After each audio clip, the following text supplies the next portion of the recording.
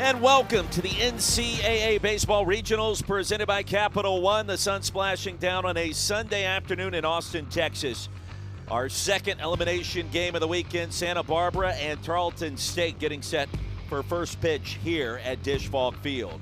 Bracket looks like this. Texas has been awfully impressive. The Longhorns have scored 35 runs in 2 games, awaiting the winner of this matchup this afternoon tonight in the regional final.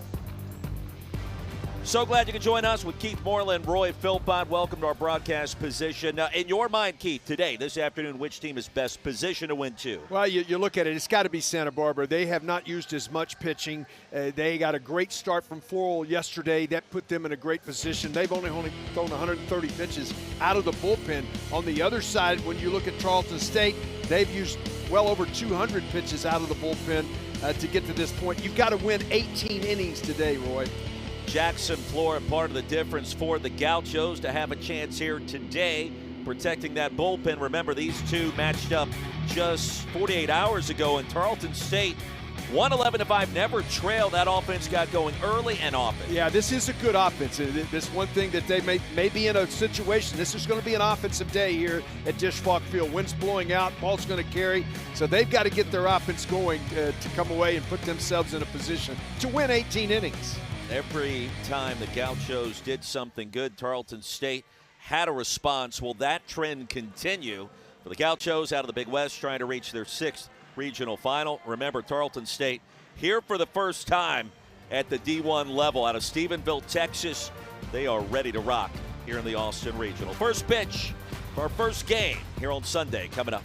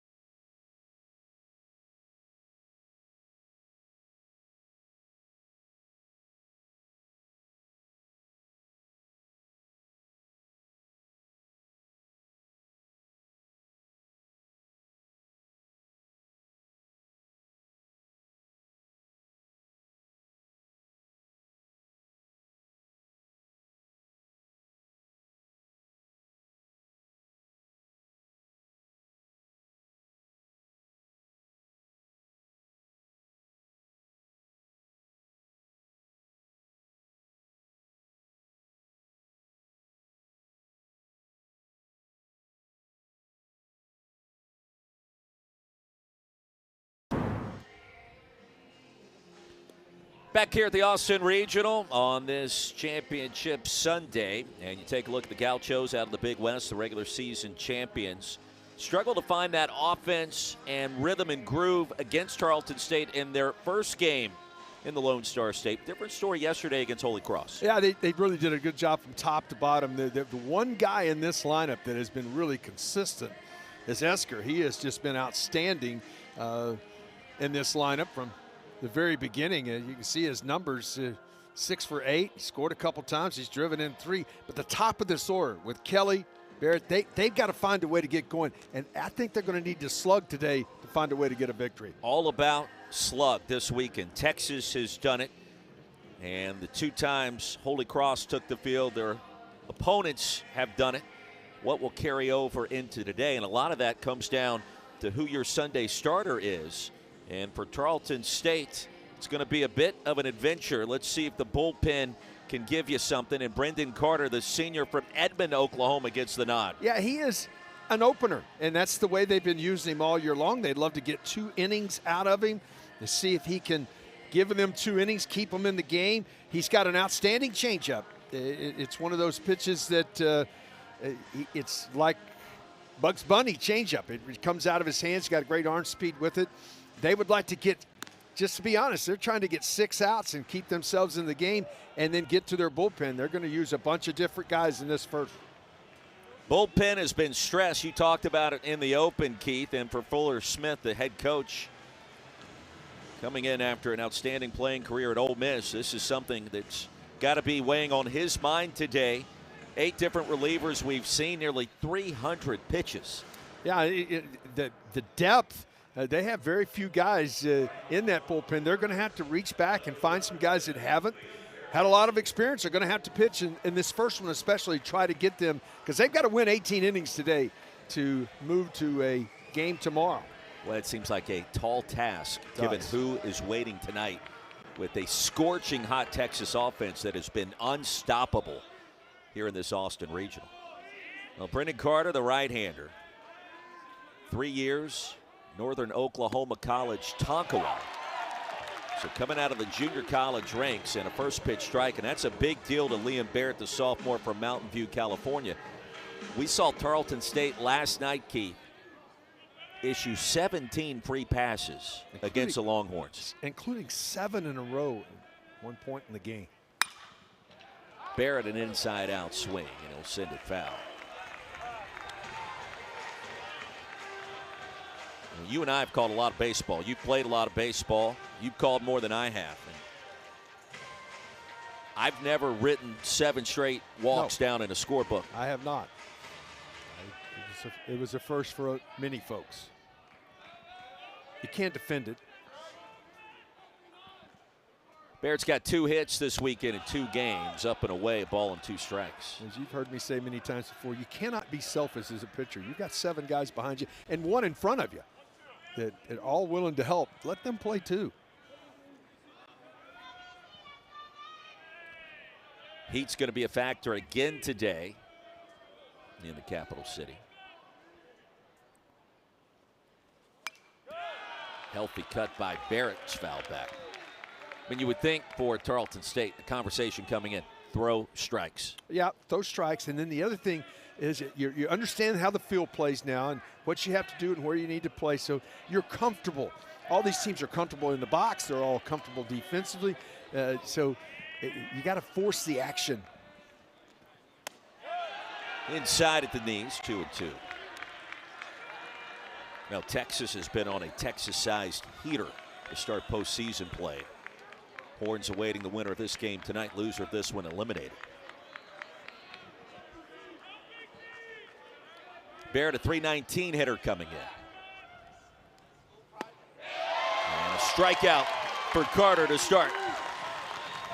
Wow, really nice breaking ball right here. Really took something off of it. It's his 3rd pitch. His fastball changeup are his guys' pitches he relies on the most, but he goes to his 3rd pitch here and gets the strikeout and a good start to the ball game.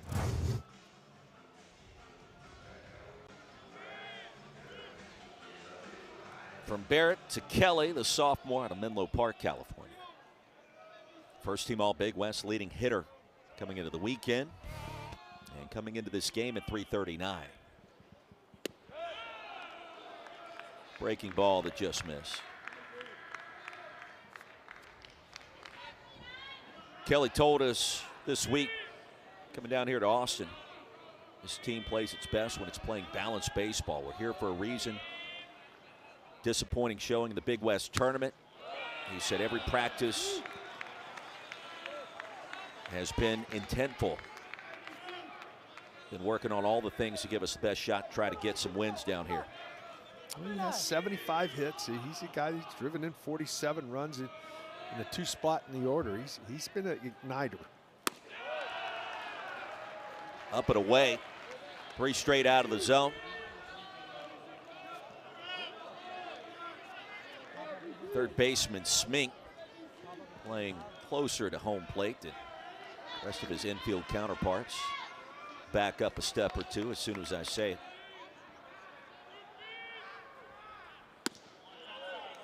Outside, ball 4. Hey, Keith, what do you make of the breeze today? That's been a factor. We've talked about the heat, and it's been a launching pad so far. Yeah, I mean, once this turf gets hot, you know, obviously the heat rises off of it. We've had a southerly breeze.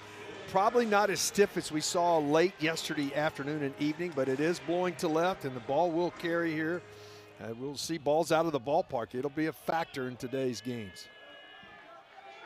Kelly with 12 stolen bases over at first. Healthy lead. Not going. 83-mile-an-hour heart of the plate breaking pitch. Vassar, the senior from Fort Collins, has bounced around Monterey Peninsula Community College, Navarro College. His first in the Big West in sack bunts. I don't know that we've seen a lot of sacrifices this weekend. We haven't had games close enough that late in the game when you were thinking, hey, we need to advance a runner. These games have been separated because of the base on balls and the long ball. Runner goes, Kelly off and running, and a hit and run is sprayed foul. That tells you a lot about understanding they've got to get some offense going. And we haven't seen a lot of that. We haven't seen what we thought was original with a lot of stolen bases. That just hadn't happened as well. And these teams can run. Yeah, Tarleton State, which we were previewing the Texans coming into this weekend, and we expected stolen bases, all kinds of activity and aggressiveness. We haven't really seen that at all. Well, he just missed it. That was a really good location with that breaking ball. Just missed the outside corner. Saw the numbers on Vassar, 2 of 6 this week, and he does have a home run. Kelly takes off again down the right field line and slicing foul.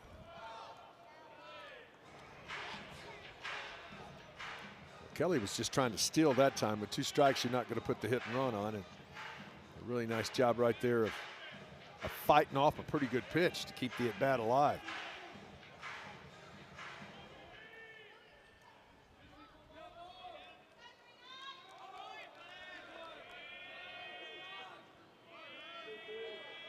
Vassar started his career at Memphis and serves this one to shallow right. That's going to get down for a knock. Kelly had to wait on it. And now runners at first and second. So after the early strikeout, the walk and the single, and the Gauchos in business early. Well, Carter makes a good pitch, and it's such an unusual thing as a pitcher sometimes. You make a pitch, he'd been throwing away, and then he comes back in and just jams him. That would have been pieces of wood flying if it was a wooden bat, but it was just strong enough to muscle into the outfield. Now a threat here for the Gauchos. Vassar now with an 8-game hitting streak. Nate Vargas ready for Carter. Now Vargas has seen a power surge. Go back to yesterday. And the grand salami to right field. Part of the difference for the Gauchos in their victory against Holy Cross. Yeah, he's had good solid at-bats throughout this regional. Senior out of Rockland, California, second team all Big West. Could be two. Sharply to second. McLeod. There's the turn by Shirey, and it is in time. So the Texans escape with Carter on the bump. And the double play. Let's see if they want to take a look. I think they are going to review this. Andrew Checkett's out of the dugout. He'll talk to Mike Jarbo. And a meeting of the minds right in front of the mound.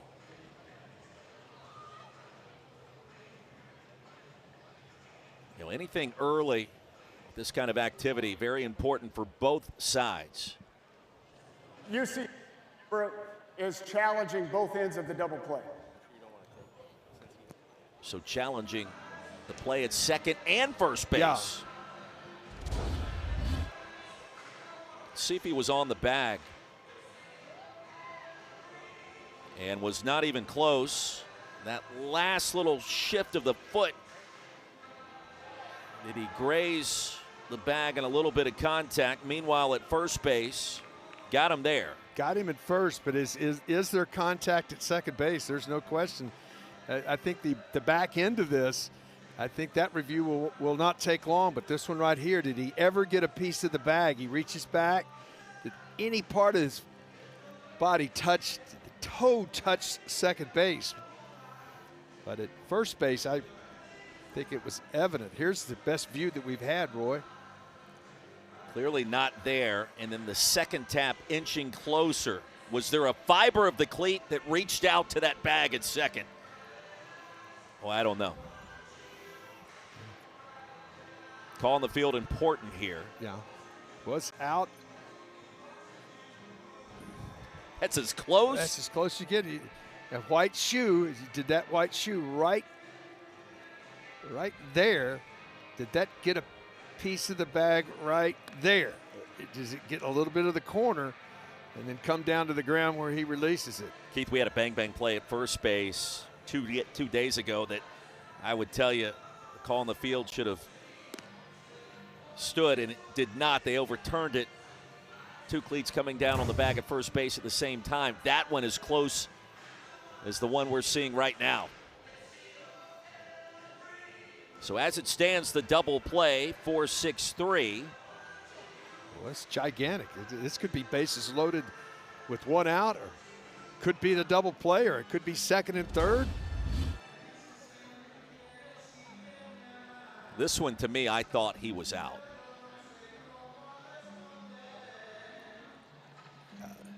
Now,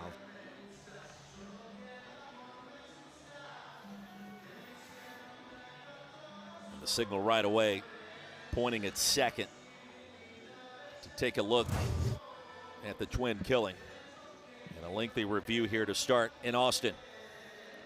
Winner gets Texas tonight. The loser is eliminated. trying to get it right is the first part of this, Roy. You want to get the calls right. Second part is if you're a starting pitcher, you're out there, you think you maybe got out of the jam, and the elation of, oh, I got out of this now, it could both be overturned, and you could have them loaded with one out. So there's all kinds of scenarios that could take place here. You said it.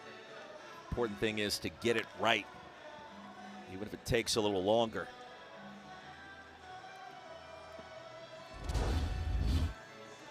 see Vassar over there talking the Tarleton State infield. That second pump of the cleat towards the bag is the one that is so close.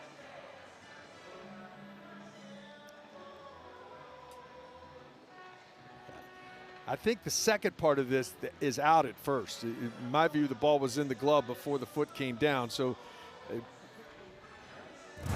seen very few reviews that you're reviewing in two spots. So the challenge by Andrew Checketts.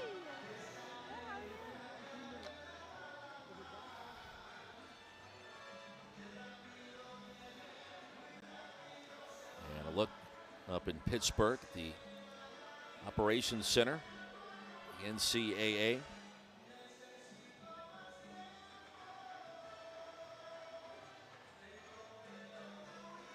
We have a decision.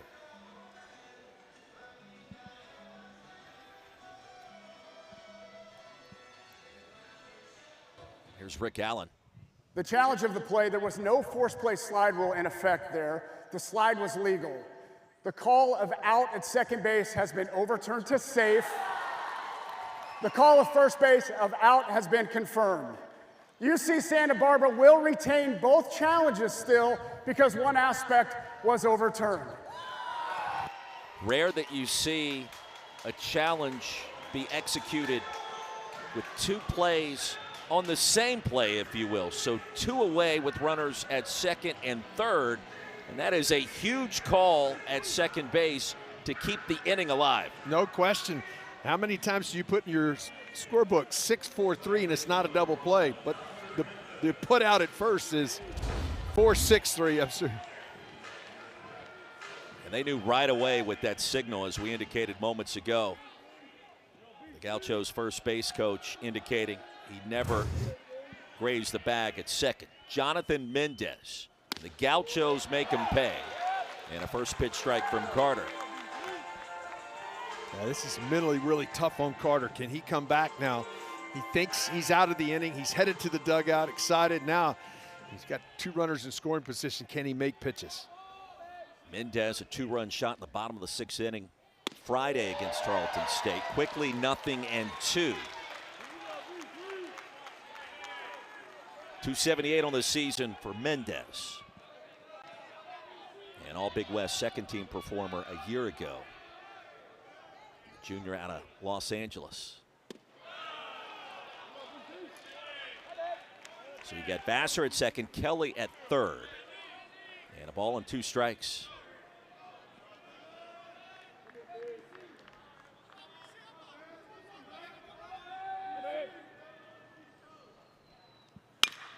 Right back up the middle, stabbed by the pitcher, over to first, and that will not play. The throw is dropped, 2 runs will score. An enormous sequence in favor of the Gauchos. Well, Carter was able to bat it down, the toss to first to McLeod. Couldn't pick it cleanly, 2 runs are in. Well, just a great job of just getting a piece of it, because this ball's ticketed up the middle, and then the throw to first, down and into the runner, and just can't be handled, and the E1 allows both runs to come across.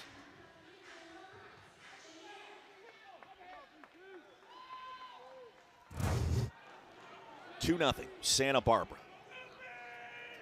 And Mendez finds a way to get to first base. And a first pitch strike to Nunez, the E3. Out of the inning twice and didn't get it done.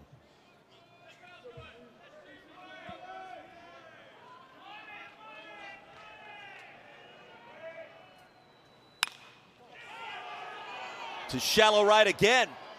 And racing is McLeod to retire the side. Gauchos strike first. Drama-filled top of the first inning.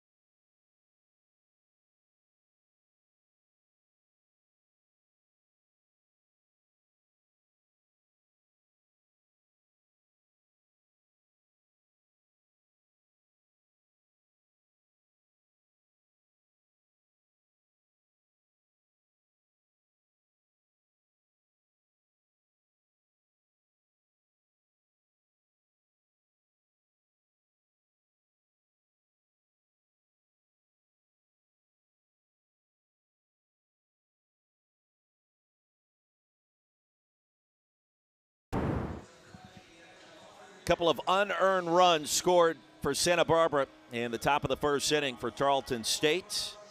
Tatum, McLeod, Heinrich will lead things off for the WAC champions in the regular season and in the WAC tournament. And you see what Tarleton State was unable to do last night offensively, and it was an onslaught by Texas. And well, a lot of that last night was Dylan Valantis, who was outstanding for the Longhorns. But this offense has got to get in gear. They got to get their speed going. It's built around getting base runners and putting pressure on the defense. So it just starts, got to find a way to reach first base and then use your feet. Keith, I want to go back to the top half of this inning. And you mentioned to me as we hit that first commercial break, 2 chances to get out of the frame. The play at second. No doubt. Where you've got a chance to turn 2 and end it there. Credit Carter stabbing the ball out of the air, bats it down, and then throws it to third. I thought the throw was accurate enough that where McLeod should have picked it and he could have applied the tag. Instead, it's ruled E1. They started with an E3, then they changed it. Yeah, it's still just such an inning where the emotions of the day, you got to win 18 innings. You had a chance to get out of it twice. Couldn't get it done either side, and now you're going to come to the plate for the first time as the home team trailing here 2-0. Seves on the mound. You saw his numbers for the Gauchos. And we mentioned this from the jump today. Santa Barbara with a deeper bullpen, better rested at this point in this Austin Regional on a Sunday. And important for number 20 in the blue uni today to be able to give his skipper Andrew Checketts a couple of quality innings to start. Well, this staff, one of the best in the country. You look top to bottom. They have some depth in their bullpen. Their starters have been very good. Jake Tatum will lead things off.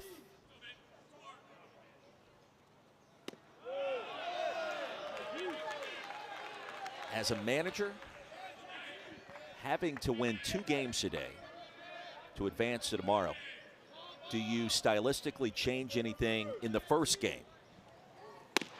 I don't, because the first thing I got to do is get to the second game. So if it takes whoever it takes, and then worry about the second game when I'm sitting down to make the lineup for the second game. I just got to find a way, because my season is on the line right now. And a good start for Tarleton State. Tatum singles to right.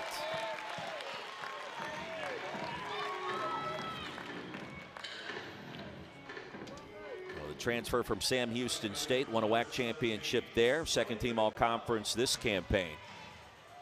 Good piece of hitting into right field, and he is very aggressive, as is his Tarleton State teammates on the base paths this season.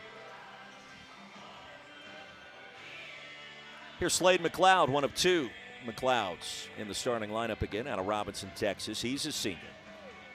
Well, these guys playing potentially in their last college baseball game. You know, emotions are running high. We saw that yesterday with Holy Cross after the Crusaders were eliminated. And a deep breath for the senior, hitting .346. 1 hit this weekend, a double in Austin. Brother Cage will hit 5th again for head coach Fuller Smith.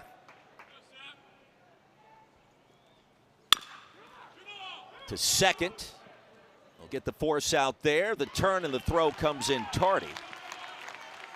And 4-6, Mendez gets it to Nunez as quick as he could for out number 1. Well, a nice job of recognition. Menendez, second base, realizes most of the time this ball carries this far to your left, you're thinking going to first. But he knew, because of the runner was trying to avoid the baseball hit on the ground, that he could go to second and get that lead runner. That was really intelligent to see what was in front of him to get that lead out there and keep the double play in order. Rainer Heinrich, sophomore from Georgetown, Texas, leading hitter, 5'9", $185. 375 average. Yeah, 81 hits. This young man can swing the bat. Favorite quote of the weekend, talking to Fuller Smith, we launched a question down in the Tarleton State dugout his direction 3 days ago now, and about Rainer Heinrich. Coach, from a leadership perspective, a production perspective, what has he meant to your program? He paused, looked at Keith, and he said, in a word, everything. Yep. And he does it all.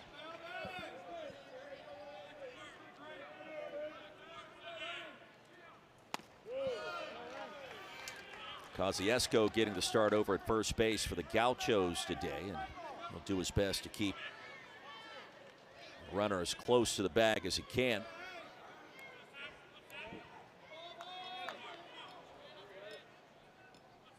McLeod with 22 stolen bases this year. He will draw the attention. Sevis leads the WAC in that category. The other thing that Heinrich's been impressive to me is his two-strike hitting. He has not been afraid to be at the plate with 2 strikes. You can feel that confidence, too, from up here. Case in point to right field. Runners at first and second. Second hit in the frame. That is such a quality for a hitter. Is you get 3. The game was created. You get 3 strikes. So you got 2 on me.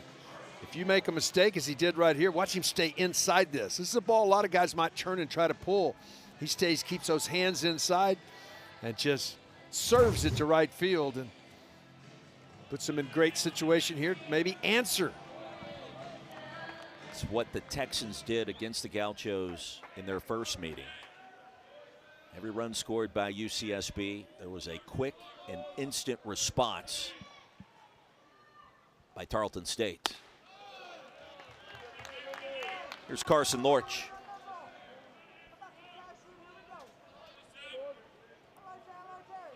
Transfer from Northeast Texas Community College.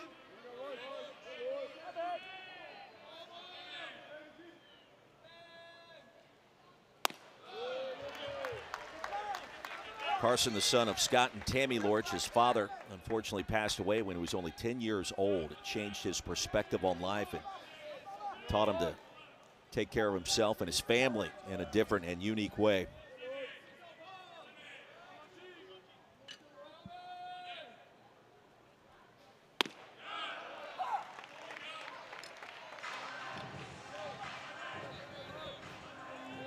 Ball's coming out of his hands well.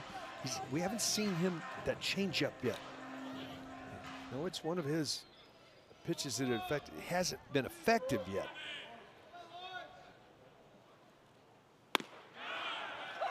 Fastball at 93.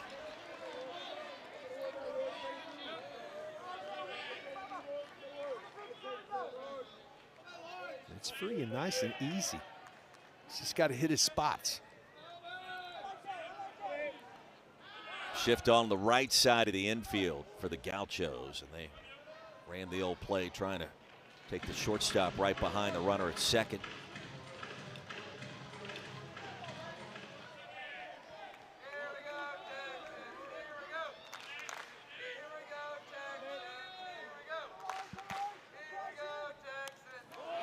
Oh, and that hit him. That came right off the arm.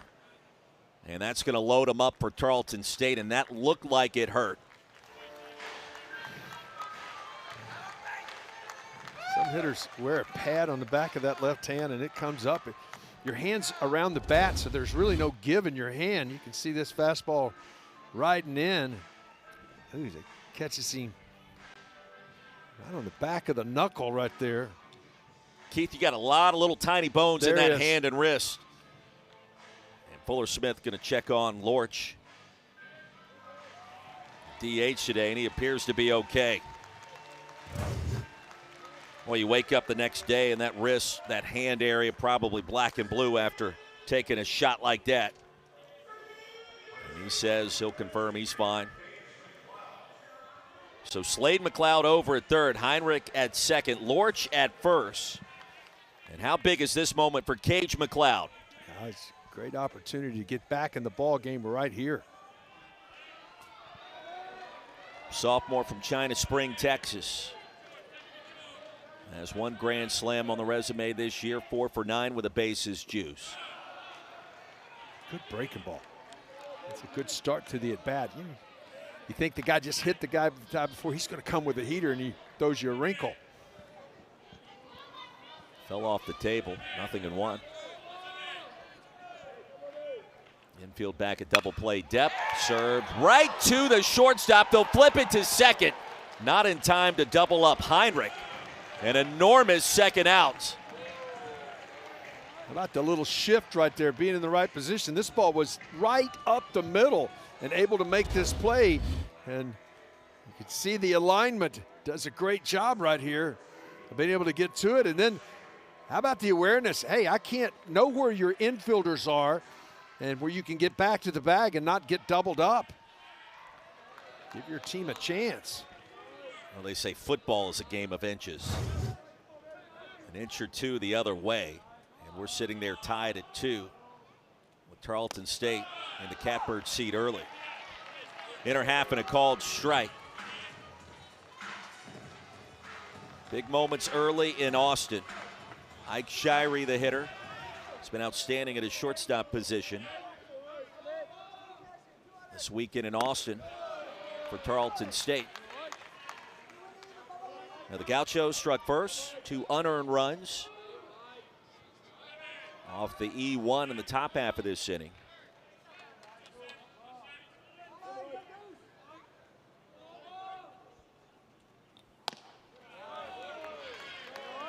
Well, you want to make it happen here as a pitcher. I do not want to go 3-1, not be the best pitch of the at-bat to hit, but also you got to make a pitch as a pitcher here with them loaded. See what happens. Fouled back and out of play, 2-2. Yeah. Came back with a good heater. Roy right in on his hands, tied him up. Had to have it now. Now you've got a pitch to work with as a pitcher. As a hitter, you got to expand a little bit sometimes. Sevas a strike away from escaping a monster jam in the bottom of the first inning. And he does. Some high heat at 95. Tarleton State leaves them loaded. Now you got back in the at-bat with a 2-1 pitch and then 2-2. Climbs the ladder with a heater, gets the strikeout.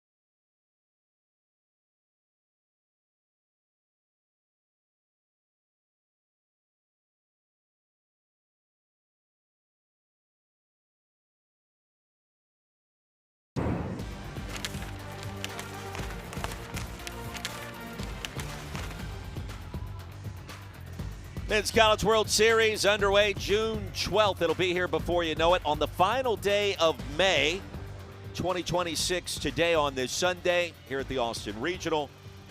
We have 1 inning down. And Santa Barbara out of the Big West, a 2-0 advantage. Keith Moreland, Roy Philpott, a very eventful, dramatic first inning now in the books. Brendan Carter remains on the mound for Xavier Esker. He's probably swung the hottest bat for the Gauchos in this regional. 6 for 8 for the junior from Palo Alto. Yeah, he's really done an outstanding job. Stays on the ball. He's used the whole field. Hitting .260. Serves that one foul. I think the message to Carter was clear coming in. In a game last night that witnessed 17 free passes, 7 in a row at one point against Texas. Hey, we may not win this game, but we're not going to lose it because all we're doing is walking guys left and right. Yeah, he's come out. He was going to be that guy that was going to open. That was going to be his job. See if he could keep his, and had 2 chances. And one of them he can make on his own to get out of the top of the first without giving up anything. Long review. Overturn, then makes a mistake on a ball back to me. Up the middle. Who wants it? Shirey. And over to first in time. Nice play. 6-hole for the shortstop. Well, nice job moving to his left. To be a good fielder, watch his feet. He gets to it.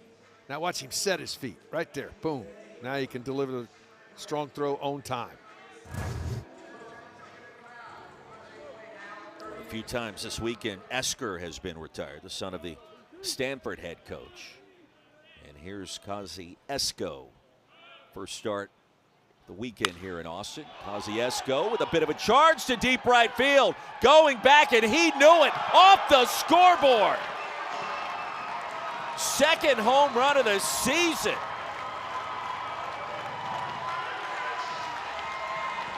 He gets great extension on a ball down. Left-handed hitters love that ball that they can reach down and go get, and he just reached down and he puts a charge in this one. We talked about it's going to be an offensive day here in this ballpark today, and that's the first, and that's not going to be the last today. See that ball down and in, and just drops the barrel on it. The sweet swinging lefty deposits that one into the scoreboard. And here's Noah Carliner. He's going to take one deep to left field, and it's gone way out of here.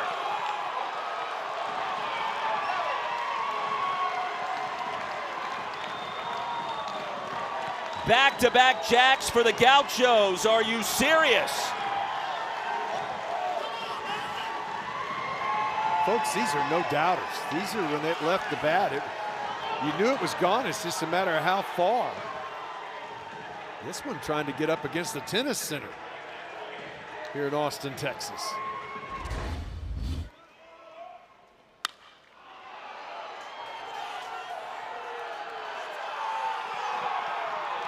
When you take a crow hop and your second deal and you look at it, you sort of know that is not going to get caught. First time since May 10th of last year against LMU that the Gauchos have gone back-to-back. And here comes Fuller Smith out of the Tarleton State dugout. How about the start in this one for Santa Barbara? Well, I was excited to ask you a question about the sweet swinging lefty, Kazi Esco.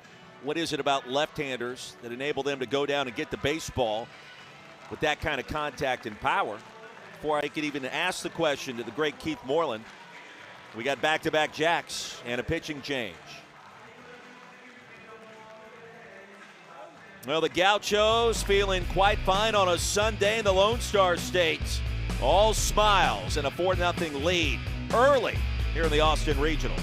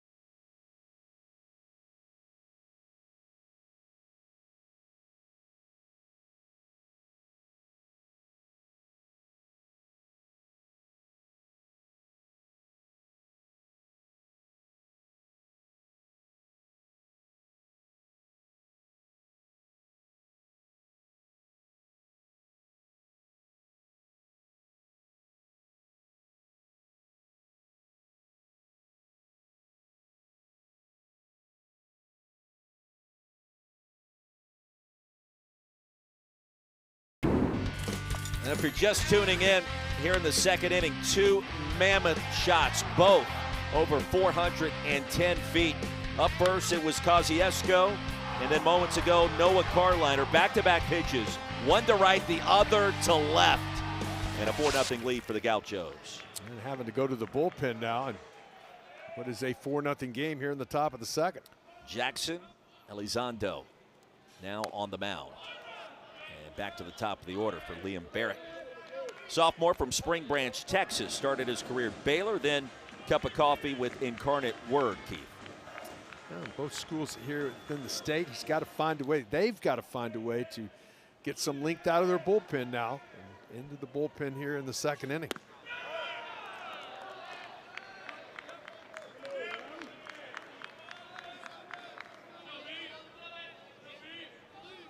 Barrett struck out to start this game off in the first inning.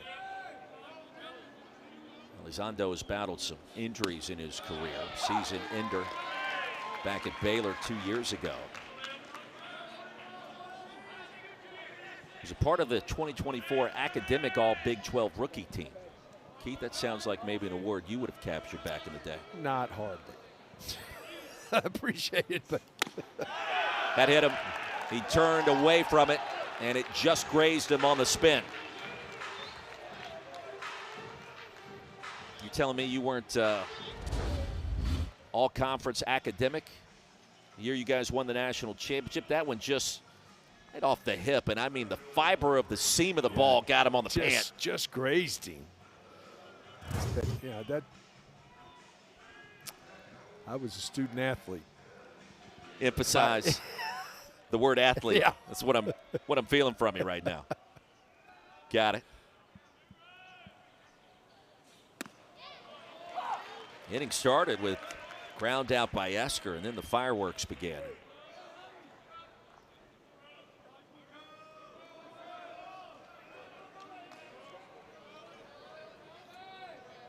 Here's Kelly. Now Mike Jarbo, the home plate umpire, signaled that he was hit by a pitch right away. Seemed like there was no doubt. And take a look at the replay there, the angle. Keith, you tell me where the contact is. I usually watch the shirt. I don't see the shirt move. Boy, if it did, it grazed him by a fiber, as you used. I like that term. Well, so I've done a lot of football this spring with the UFL, and that means I've been talking a lot with Dean Blandino, the director of officiating. Sure. And so we go to these replays, and he talks us through it in real time. And the phrase that he uses a lot of times, like on pass interference, material restriction. Do you see the jersey get tugged or does it shift? This one down the left field line. And Heinrich here in the coffin corner is going to make the play. I mean, it's 340 feet down the left field line. That one traveled about 339 and a half. And it's the second out of the inning. But anytime in a play like that where there's a hit by pitch, do you see the material shift in any way, shape, or form? And that, of course, that's the telltale sign. I don't know in that replay that we saw it, but to Mike Jarbo's credit, the home plate ump, he signaled right away. I don't know if he heard the ball going into the mid or if he heard something else, but there was never any hesitating. And Barrett sold it to his credit, too. A long explanation there for all that. It is Sunday. It is Sunday. People don't realize how good a play Heinrich just made right there in this corner because the angle of what this ballpark's designed to. The ball comes in a hurry right there. There's only about 5 feet of territory in between where the wall is down in that corner, and that ball was carrying too with this breeze. That was a really nice play down in the corner. That's a great angle of it right there. And the foul territory ends abruptly with that concrete. It's got a pad on it, but it still is a concrete wall. I mean, the padding. It's not going to give, is what I'm trying to say. Right. The padding is there more for looks, in my opinion. Yes. A little bit of a boost if you're going to make contact with it.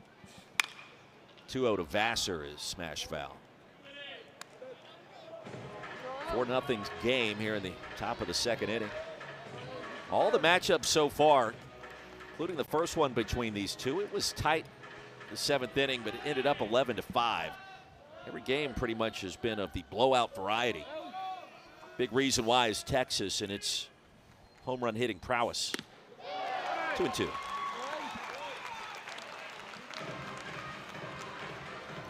That was a good location with that fastball.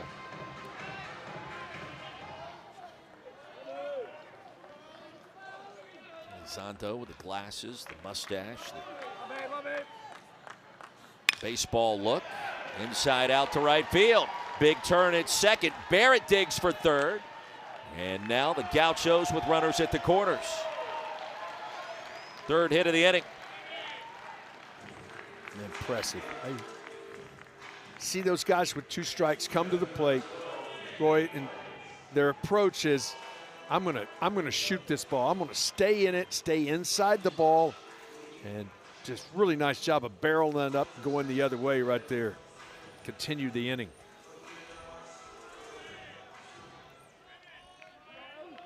Oklahoma's jumped out to a 2-0 lead on the Citadel. 4-0 here. And Elizondo comes in high and tight. Nate Vargas 0 for 1. Hit into the 6-4-3. For 1 out. For just 1 out. He's got 12 long balls this season, including 1 in this regional.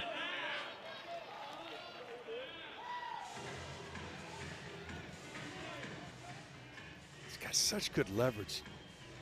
Tall. Keeps his swing short and uses that leverage to drive the baseball. To left field. It's going to hang up long enough again for Heinrich. And that will retire the side. Well, if you're going to hit one, hit it good. Both of these balls well over 400 feet back to back. And the Gauchos with a 4-0 lead.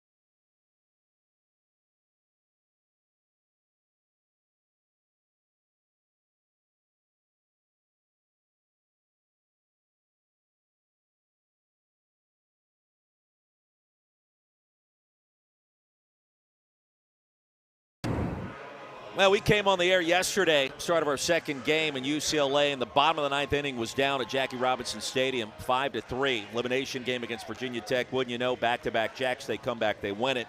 Now, 30 games this year. 30 separate times they have come back to win a game when trailing earlier in the season, in that contest, rather. I don't know that you can put that in proper context. That is shocking, stunning, unbelievable, but they needed that yesterday to keep their season alive as the #1 national seed. Yeah, and it's been prevalent as of late too. It's not something that they did back early in the season. They have 4 walk-offs in a row. Going back to the Big Ten tournament. Yeah, all 3 wins there in Omaha, the Big Ten tournament, which they won. Every victory was of the comeback fashion, including the championship against Oregon, which they won on a walk-off hit by pitch after a replay. Talked to John Savage this week, skipper, who won the title back in 2013. And by the way, UCLA plays today at 4. I said, Coach, you've been doing it a long time. You've seen a lot of baseball. Have you ever won a game on a hit by pitch with the bases loaded that won a title, no less. Guerra, a big cut, he comes up empty and a strikeout to start. He was like, no. He said, Roy, I've never even heard of that. And you win the Big Ten tournament against Oregon, a team that's hosting, on a walk-off HBP. I don't know that I've ever seen it. Well, they had to wait. There was an initial celebratory dog pile. And wait a second, we got to look at it. Yeah, we got to review it. And you go to replay, and it wasn't obvious. It was like the pitch that we just saw moments ago in which Barrett was hit. And the ruling on the field in HBP, you go to replay. Was it? I can't tell, so you can't overturn it.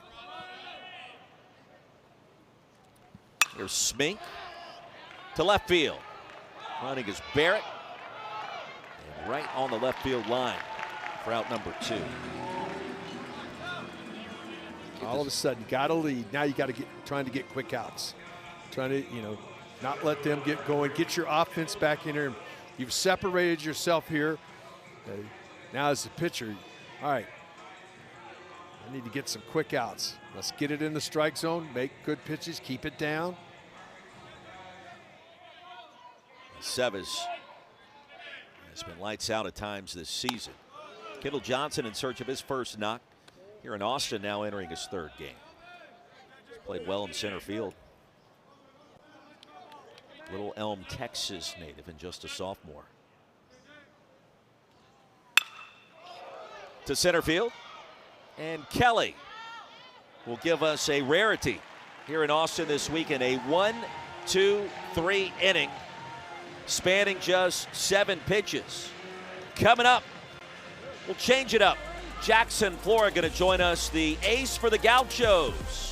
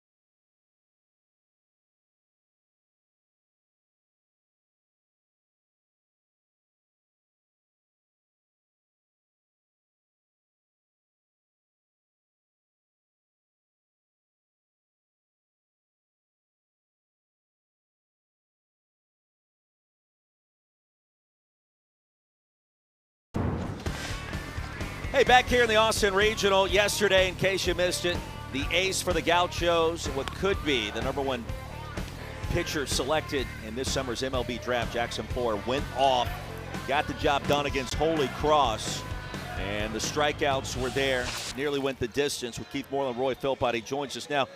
Jackson, appreciate the time, man. 133 strikeouts this season, setting the single-season record for the Gauchos. What has it been like for you this year? Yeah, thanks for having me on. It's been a fun year. It's been very fun. We had a really special fall this year. After a year that we, weren't too proud of last year, didn't perform as well as we had liked to last year, and then, this fall we had we worked really hard and got really close with the team and built a really good culture. A lot of new guys coming in, and a really good strong core from my freshman year that helped us build a really good culture, and it's been a really fun year. And hopefully we keep it going today. Jackson, one of the things that I want to talk to you about, this ball's ripped, great play, but it's short. Can he get an out? Yes, he can. That's an outstanding play right there. But I just wanted to get hard. Hit the ball hard. That's all you can do. Jackson, I watched you yesterday. First time I've gotten a chance to see it, but it started about 45 minutes to an hour before you even started warming up, about you trying to, it looked like you were trying to set your mind mentally, get your body loose. Just walk us through how you prepare for a start.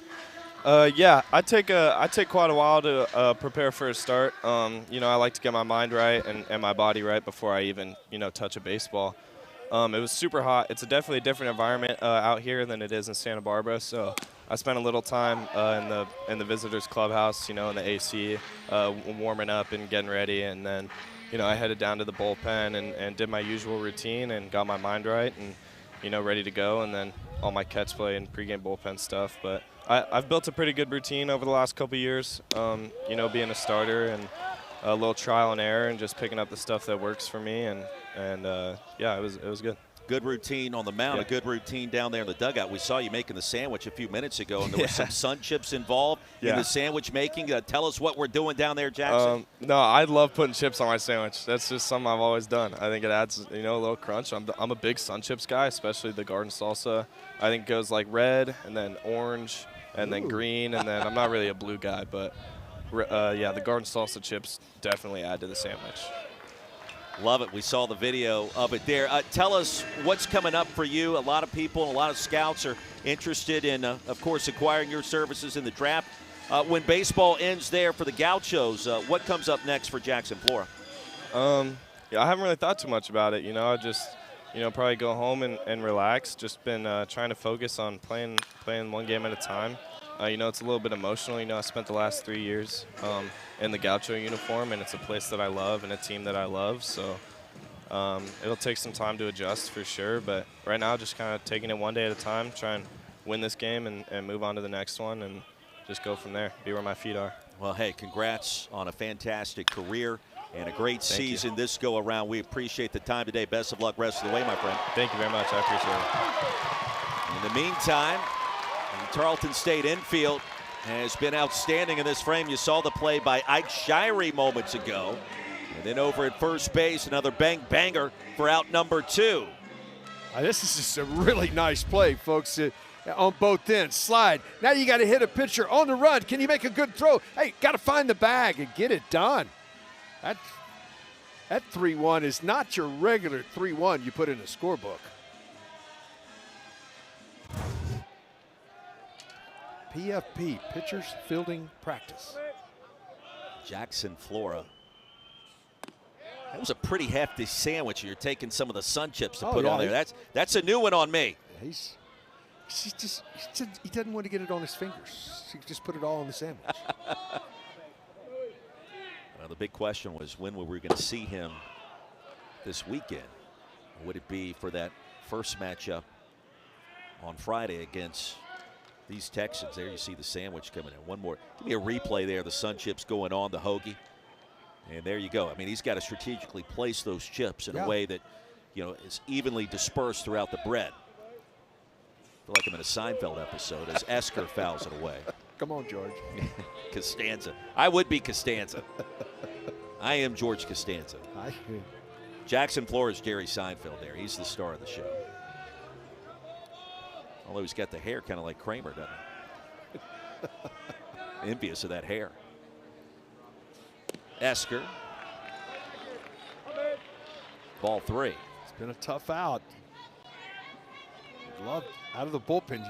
This is when you need it. It's a tough out to get. You got a guy swinging the bat well, but what you'd love a 1-2-3 inning, get back into the dug and get your offense going.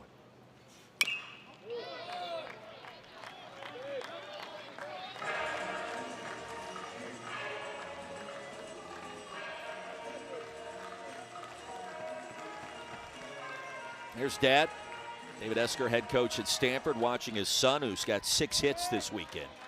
Now 6 of 9. Second plate appearance on this Sunday afternoon. To center field, and Johnson on the liner for out number 3. Props to Jackson Flora, and also a good start of Sevis after a 13-pitch inning.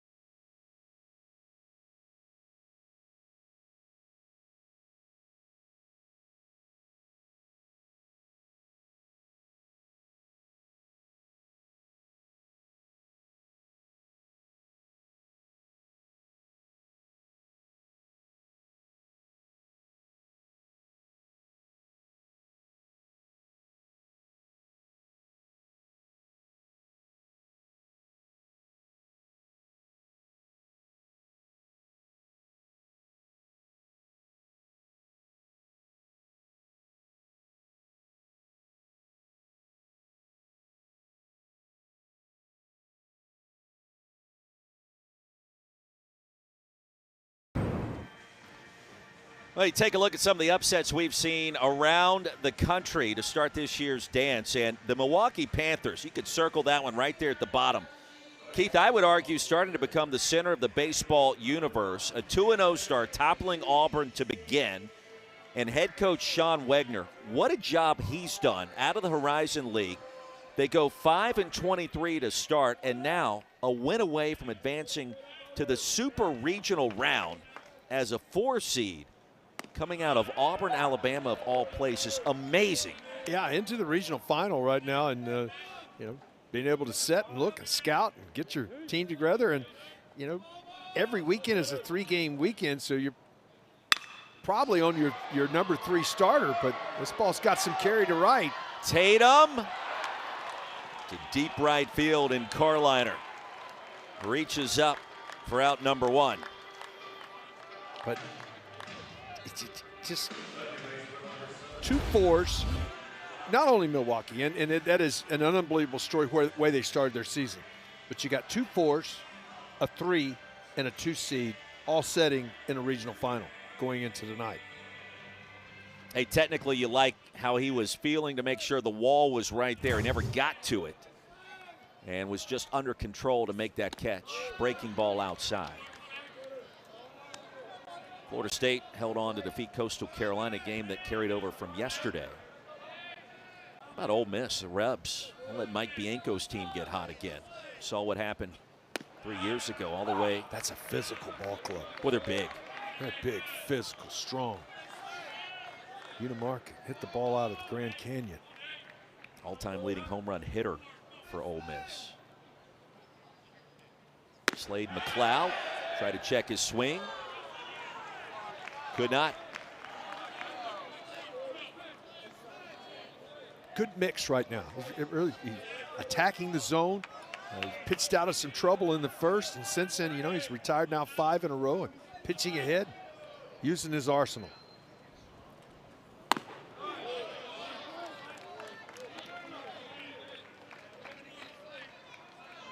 don't know if you saw the walk-off winner for the Citadel yesterday in their comeback win against Illinois Chicago. Zach Evans up the bat, sends it to center field, drives in the 2 winning runs, trailing by a run with 1 away. 2-2 still here.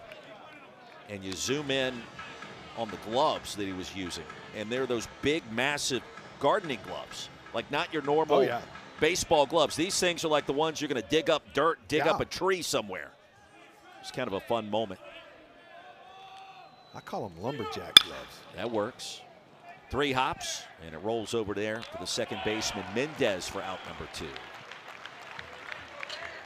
Rhythm and timing is hitting, but there are times as a pitcher, and you're starting to watch a pitcher get into his rhythm, where he's hitting his spots, changing his speeds, getting the ball and going on time, on rhythm, and right now, found himself. I mean, sometimes starters have to get into the flow of the game. Got through that first and got out of it, and now it's giving you exactly what you need, because you're going to need some length today. You're trying to get 18. You want 18 innings of winning baseball. Heinrich was hit by that pitch. Trots down to first base. With 2 away, the inning extended. It'll be Carson Lorch getting set to dig in here. 4-0 Santa Barbara. Could be a long day for the Gauchos if they hold on here, but that's what they want.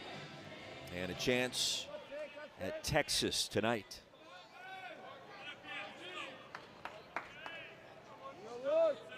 And we've talked about Santa Barbara's resume. If it is UCSB this evening, not going to be intimidated with this environment, this crowd. Wins over Oregon, UCLA, USC, Southern Miss already this year for the team out of the Big West.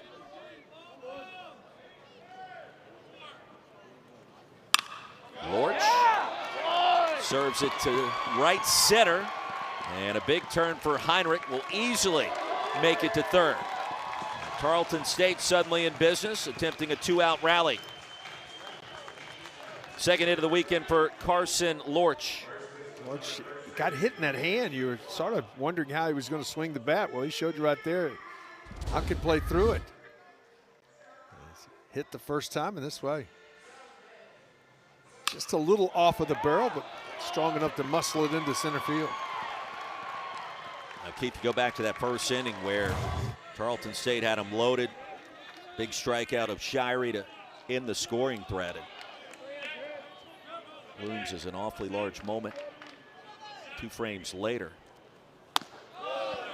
Cruising along, had retired 6 in a row, and then hit a batter on the first pitch, and all of a sudden you got a jam.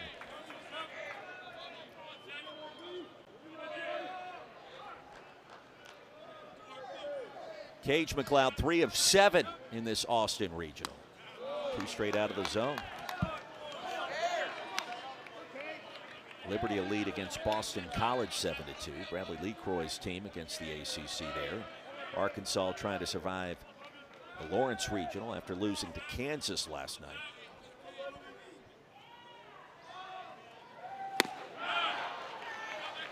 Passed him at 93.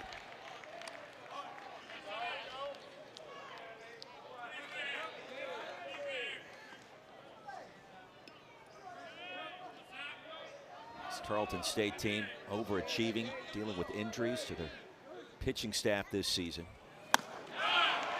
Strike 2. Those back-to-back eaters. 93, 94. Tied him up inside twice. Do you change anything? I was going to say, climb the ladder. I think I'm going to reach back and let it go again. Maybe a tick faster. Hit it where they're not. To right center. Tarleton State on the board. Advancing to third is Lorch, and it's 4-1. I came right back with the heaters you talked about, actually firmer than the first 2, but this one was down, and left-handed hitters love that ball down and was able to get the barrel to it, find a hole, and all of a sudden, the Texans, this all started with 2 outs and nobody on and a hit batter. Now the offense too good, the approach too solid and sound to keep this team down, and now Andrew Checkett's out of the dugout to talk with his starter, Sevis.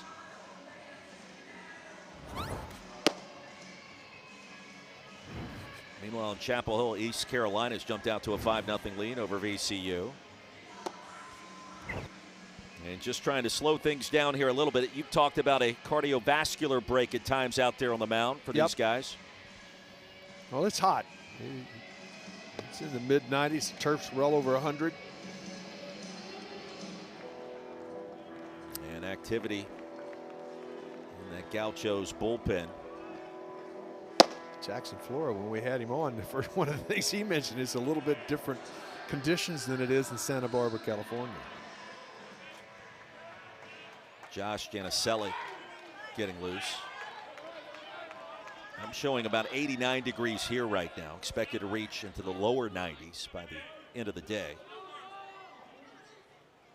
And Shirey takes strike 1. I'm going to give you the temperature in Santa Barbara right now. If you had to guess, Keith. 66. Close. 69. And it's like that year round. I mean, Coach Checkett's told us about that 3 days ago. As a weather nerd, I'm always interested in those kinds of things. 0-2. It's a heat wave. 69? Yeah, it's heat wave. Well, it's like across the pond. You go over to England or France or Spain, and all of a sudden the temperatures get in the upper 70s, lower 80s. Becomes a struggle they're not used to. Runner goes from second, and the throw's in time. Oh, he gunned him down. Vargas has done it on offense this weekend, and now shows you the arm strength behind home plate. Well, you're trying to get 2 guys into scoring position, and not leaving from third, so say, we'll throw him out. Well, a perfect throw and got him. Second time this year McLeod's been thrown out.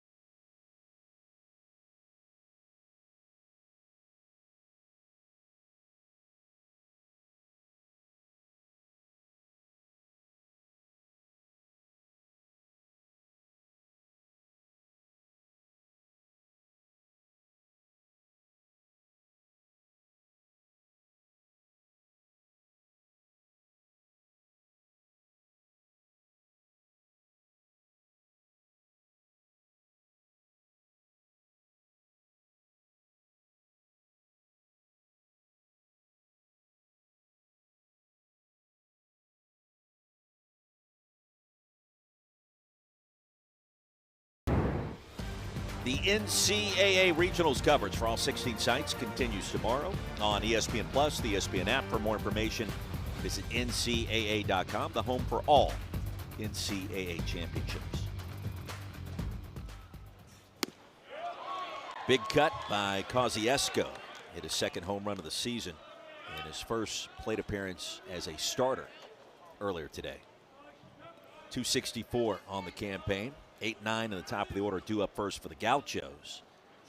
Leading 4-1. And Keith, I do want to ask you about McLeod getting thrown out trying to steal second with that 2-out rally underway. Just feels like it takes all the wind out of the Tarleton State sails after it's been a slow start. It's a part of their offense, trying to get a couple of guys in scoring position. I always felt like with 2 outs, though, you got to be 100%. If you're going to go, you got to get a great jump. And if you don't get a great jump, put the brakes on. Back to the bag. But just a really nice throw. Get the out. Kosciuszko's got a little pop in this bat that we've seen. 400-footer this last time. 4-10. 102 off the bat. 30-degree launch angle for old number 19. He knew it. It was right off that Disch-Falk Field scoreboard in right center. Are those things designed to be able to absorb that kind of blow from a baseball, I guess? I think they've got protection on the front of them. Sure. Like a little plexiglass. I don't know what that is. Not a scoreboard jumbotron expert. I do know they continue to get bigger and bigger, it feels like, every year. They do. They give you a lot of information, too. This is what it looked like. And just right off the Y in Holy Cross. When I think about the big scoreboards, I want to say your good friend Jerry Jones with the Dallas Cowboys was... He might have a big one. It's like one of the first ones I remember when they built that new palace down in Arlington. To left field and over the head of Heinrich. Leaped up to try to make the catch. And Kosciuszko was flirting with another home run. Wind didn't hurt that path of the baseball there, and Heinrich started to run out of real estate. Leadoff double. The ball just keeps carrying and trying to get back to it. When he turned and break and you go after it, Heinrich was doing everything he could do to get there. Right here, he felt like I've got to go now if I've got any shot. He had another step probably he could have gone before he leaped, but didn't get a chance to get there. It's going to prompt a visit here. 35th start of the season for Cole Kosciuszko. His 8th double after hitting his 2nd home run. And out of the dugout for Tarleton State, pitching coach R.D. Spees. This guy's been getting after it now. That's the 5th hit of the day, and slugging been a major part of it. 3 of the 6 hits, excuse me. But that one are extra base hits. Actually 5 hits. There's a walk in there that I missed. Turned into a run. Keith, it's easy to miss walks this weekend. Well, there's been a bunch of them. They're impossible to defend.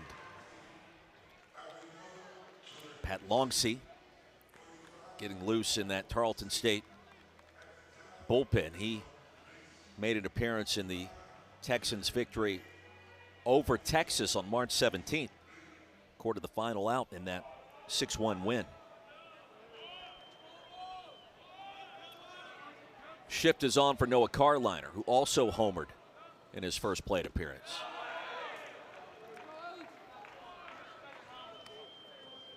His 10th of the season, now batting .238 rather. Began his career at New Mexico State, then at Cypress College. Also a football player in his high school days, Huntington Beach. When you got to Texas, was it a given you were going one way or another, like in terms of your focus, or you were split down the middle? I wanted to play football, same as most people want to play in this state. The state of Texas want to play football, but You get down and see how big and strong those guys are. Baseball became very easy. Very easy. Well, I think I got a better shot here. Turns out you're right. I see your name there on the facade. It kind of starts to add up. You won a national championship. You helped open this ballpark in '75. Also playing for the Horns on the gridiron. And Carliner's going to draw a walk. This could get away from you right here. This is a big moment. You had the visit. You got your guy in the bullpen's getting ready. But this is a chance when you felt like you were back in the game when you win an inning. You scored in the bottom of the third, but right here it can slip away from you. So big time with nobody out and a couple on. And it's back to the top of the order, and Liam Barrett struck out in the first, hit by a pitch in the second inning. And that's going to be it. Fuller Smith, slow stroll out of the dugout, will make the call. Ty Patlongsi going to get the nod for the Texans from Stephenville. Good start for the Gauchos. 3-run lead, first two aboard. In the top of the fourth inning, nobody out. Tell you about Patlongsi when we come back.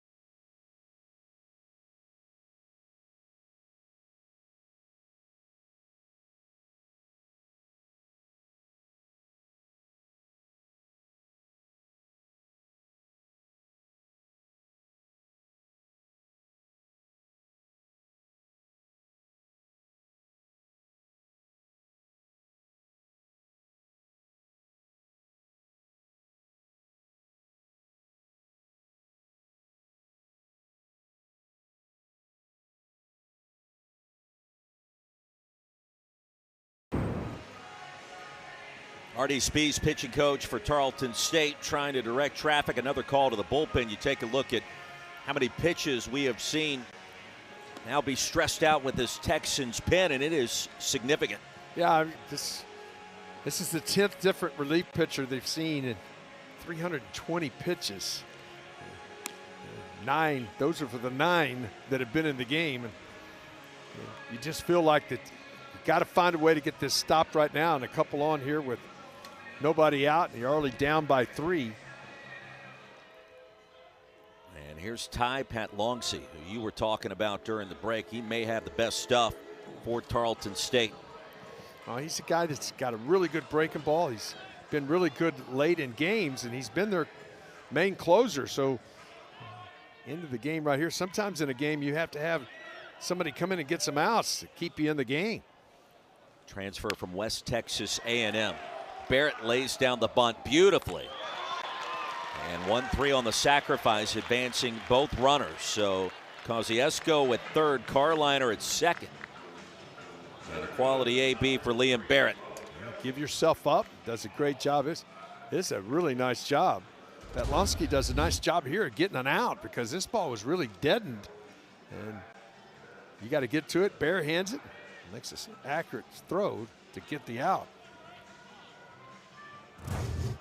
Another big moment in this elimination contest. Rowan Kelly, the center fielder, has walked and scored. Flat out to left field. That came his last time up in the second inning. A healthy cut here. Be up at third. You're going to try to cut this run off at the plate. Playing about halfway at first, but back in the middle of the field. So a ground ball to short and second. Gauchos can get on the board. Can't afford a strikeout here, and that's what you're trying to do as a pitcher. Is you're Trying to get a strikeout or a pop-up in the infield. Tapped is short. That'll be deep enough to bring home the run to make it 5-1. So the ground out by Kelly to Shirey in the 6-hole. That's good offense. That'll That's work. A smart, intelligent player saying, you know, I don't have to do too much here. Middle infield's back. Let me hit a ground ball to short or second, and we can get the run on the board. He gets that done. That makes the sacrifice pay off right there. And Carliner advancing to second on the play. Or no, he was there at second to begin with after the sacrifice. So he stays there. 5-1. Most importantly, the run comes home. And here's William Vassar.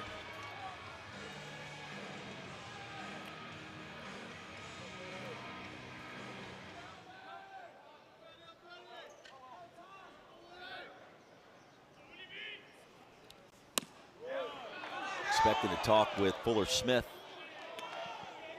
next half inning.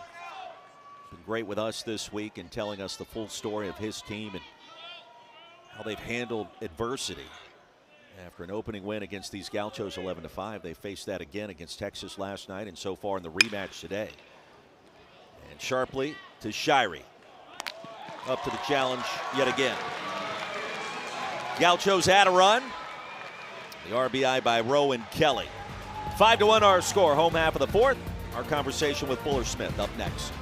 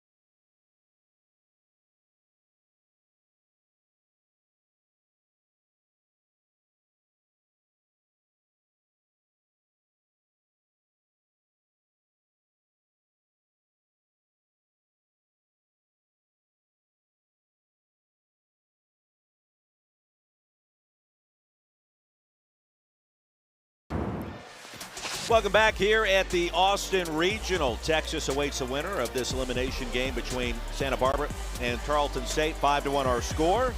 Keith Moreland, Roy Philpott joined by the skipper for the Texans, Fuller Smith. Coach, we've talked about it all week. Your guys have dealt with adversity this season. You've made it this far. What's the message to get a bounce back and a couple of runs here in a rally? Just keep coming.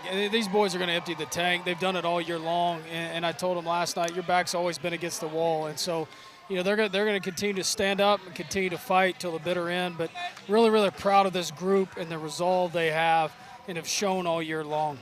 And it's the next guy up mentality. Coach, you've had that since the beginning of the year, basically. That's absolutely. It's, you know, next man up, and I think, you know, all these guys believe in one another, and I think that's the biggest thing. They have belief, real belief in each other to continue to keep coming, and because we know one pitch, you know, or one miscue can determine the outcome of a game, and so we're just looking for that window. Coach, a fun team. Congrats on an incredible run to the NCAA tournament. We appreciate you. Appreciate you guys. Ike Shirey will lead things off. Tarleton State trailing 5-1. The bottom of the fourth inning. I mean, he's been an absolute pleasure to talk ball with. Going back 72 hours ago in our first conversations in the Tarleton State dugout. Played his college ball at Ole Miss under Mike Bianco. That's been one of his mentors. They stay in close contact. Got to start as a graduate assistant in Oxford. And then has not skipped any steps to become the head coach. Yeah, he's in the second year of eligibility at the Division I level into an NCAA tournament. Win the WAC tournament. Shirey to right field. And right there, banging against the wall is Carliner. Nothing easy about that, and he held on to it. Lost his cap over the wall in the process. Yeah, he's in the BP basket, it fell in. How about it going on? It doesn't go all the way to the ground. And this wall, although it all be padded, he hits it pretty firm. What's that hat? Right down in the ball basket for BP. And,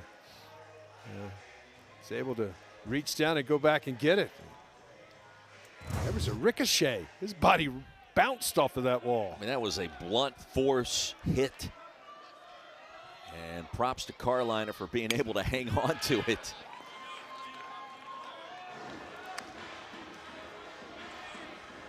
Shirey gave that one a ride. And here's Sergio Guerra.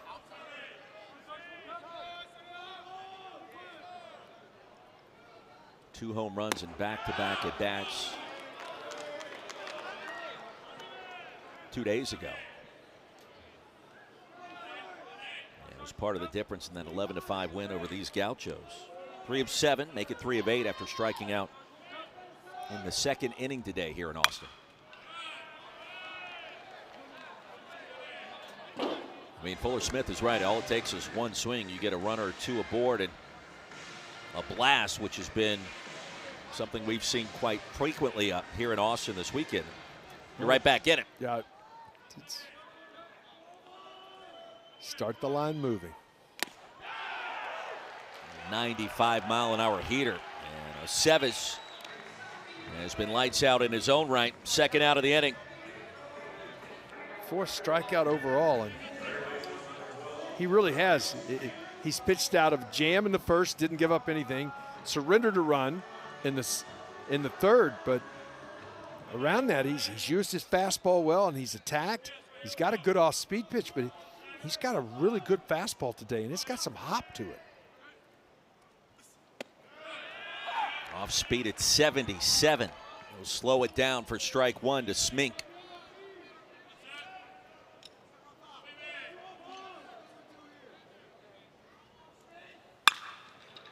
To first, scooped up, and what a play by Kosciuszko.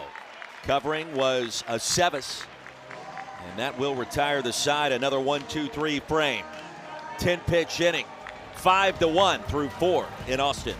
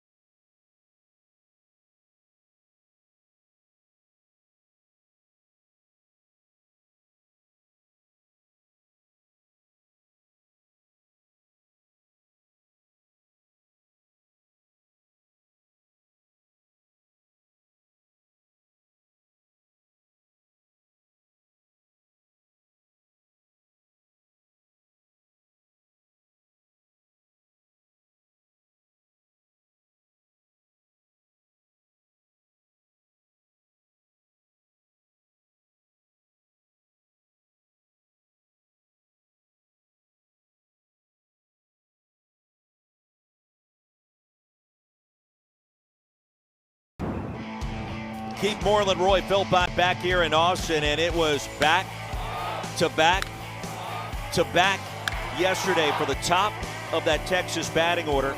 Aiden Robbins, Carson Tenney, and whatever Anthony Bass Jr.'s had for breakfast this weekend, I would like some moving forward, because he's hit not 1, not 2, not 3, but 4 home runs in this Austin Regional in just 2 games. It'll be UT on display tonight. First time they hit 3 in a row out of the park in 4 years yesterday. Yeah, they've been very good offensively. They've been physical offensively, but you can't take away their starting pitching with Luke Harrison and Dylan Volantis. Both were just outstanding. That sets the tone on the mound, and then offensively, it gets warm. Central Texas, almost June, ball starts to jump. You say warm, I say scorching hot. And I love the heat. I love it. I grew up in it in South Carolina, so I appreciate it. I'd rather be hot than cold, but man, it's been a factor this weekend. Well, it'll just get warmer. This is cool compared to late June. Shot by Vargas that went foul.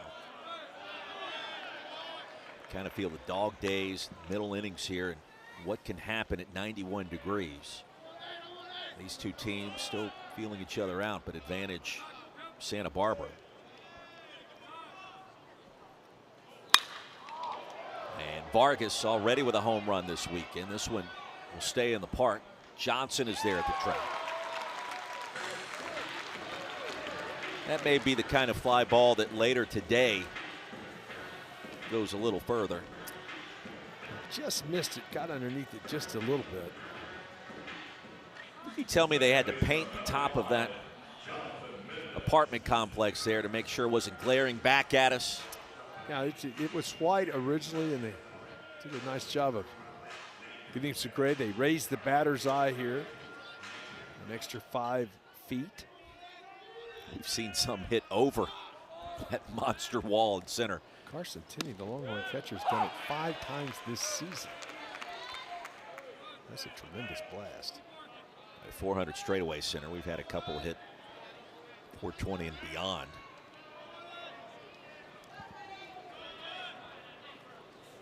Mendez 1 for 2. Adam has a knock there in the first inning. He's 0 for 2.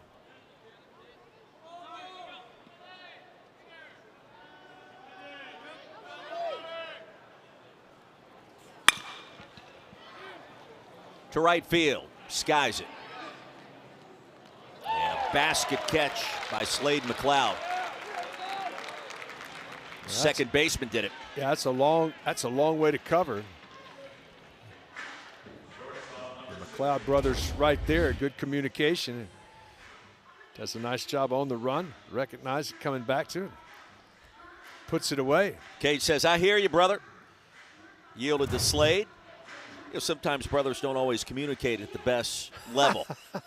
Apparently that's not the case on the diamond.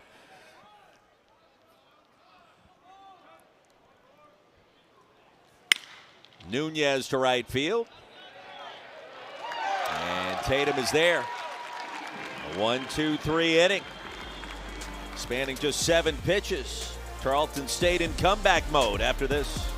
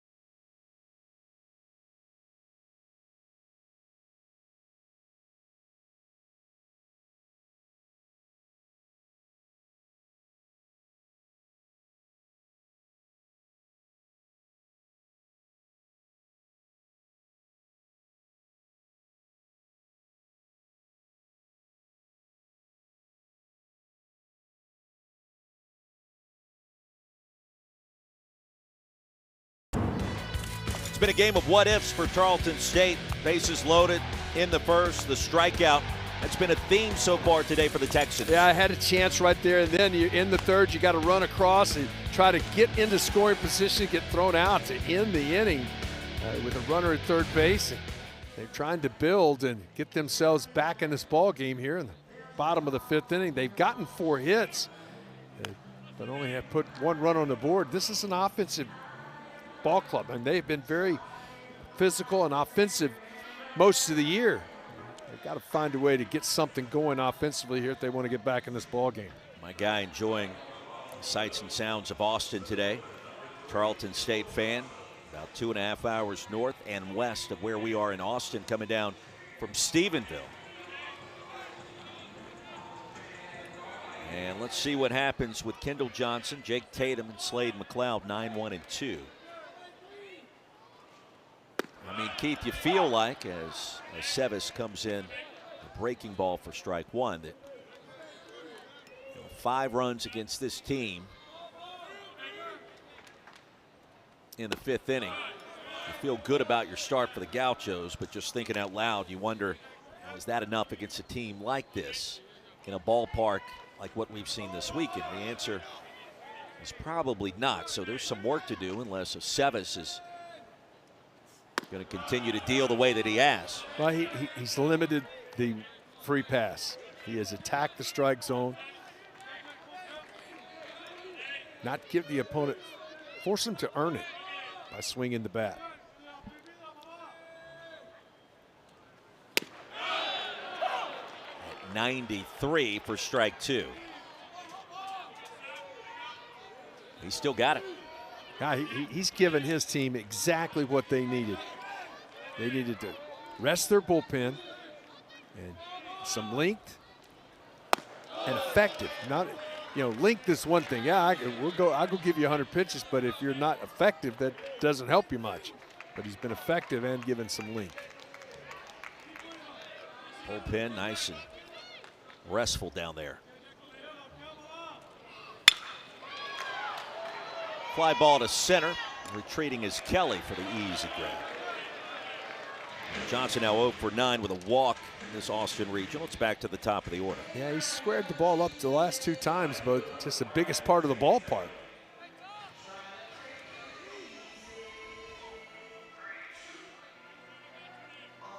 What are the Texas players doing right now? Just trying to stay hydrated and cool before tonight? I would doubt that they're in the ballpark yet. I mean, with the 5 o'clock start, and you want to be off of your feet. Gauchos are. The Texans don't have that opportunity. They got to play a game here and then recharge in a hurry. With the season on the line. Can't lose anymore here in Austin. Fell to Tarleton State in that first game 11-5, then an offensive explosion against Holy Cross yesterday. Good night of rest here in the state capitol last night. And now back at it early today for what they hope is the first of 2. On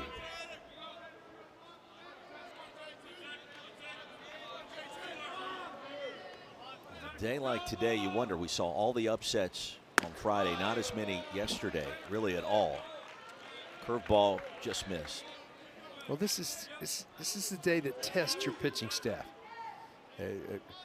Except for the teams that are in the regional final already. Everybody else is going to get tested to get through the games this morning. Tatum to Esker, fields and fires. 2 away. That's a nice play. Really did a nice job. He had to come attack, and then it's not as easy as everybody thinks to throw across your body. As Esker's is coming in, he has to come across his body and take an accurate throw. You can see right here a little backhand now. You're running away. Got to get those shoulders squared. Just a perfect throw to get an out. Do you think Andrew Checketts appreciated us giving him the game off and talking to his ace instead of him? Well, he's probably got his mind working on his pitcher right now and trying to get through it and understand. He's got to find a way to get 27 outs. Both these head coaches are trying to figure out what guys can I use to get that done. I'm just thinking, if I'm the skipper for one of these teams, the last people I want to talk to are, at least me, they may want to talk to you, but they're probably good focusing in on the task at hand. We appreciate the access every time we get it, of course. McLeod, they'll play him to pull it to the right side.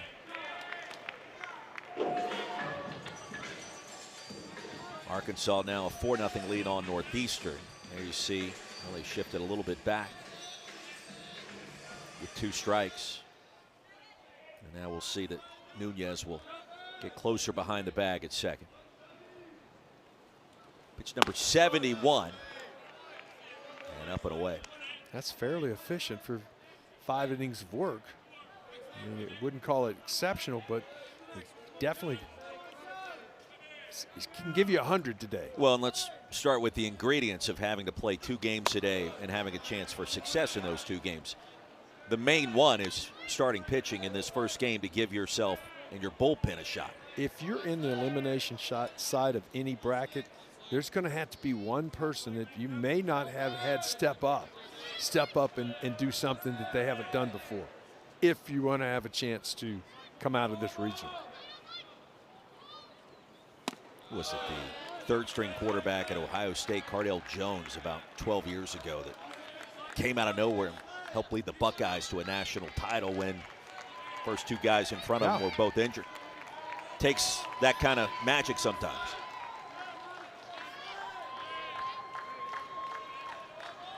McLeod works it full, and the payoff sent to left field, and retreating is Barrett. Just enough room after a 1-2-3 inning. 7 in a row, now retired by Aceves.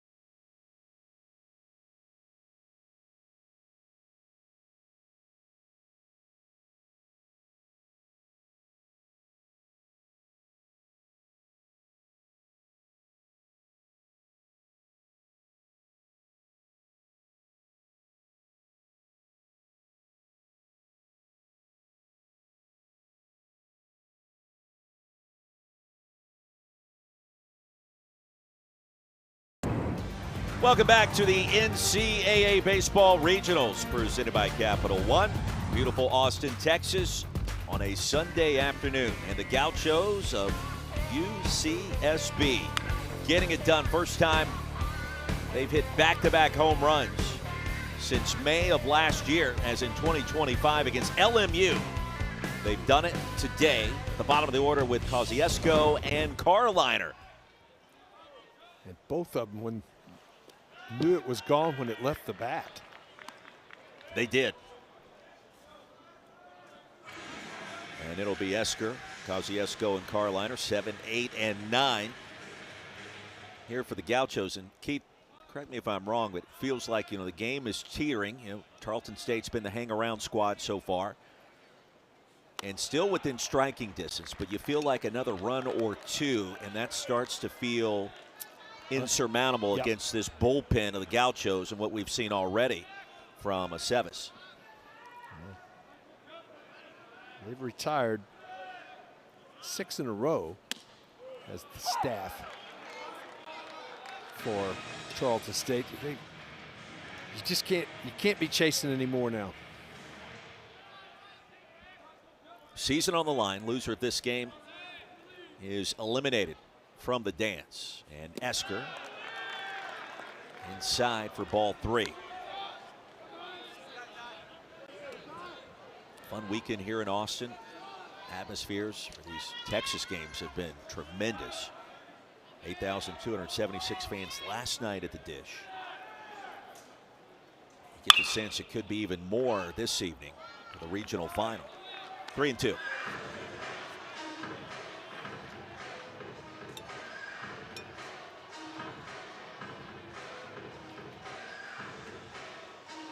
We've seen expansion in college football playoff. We're getting ready to see a lot more of it.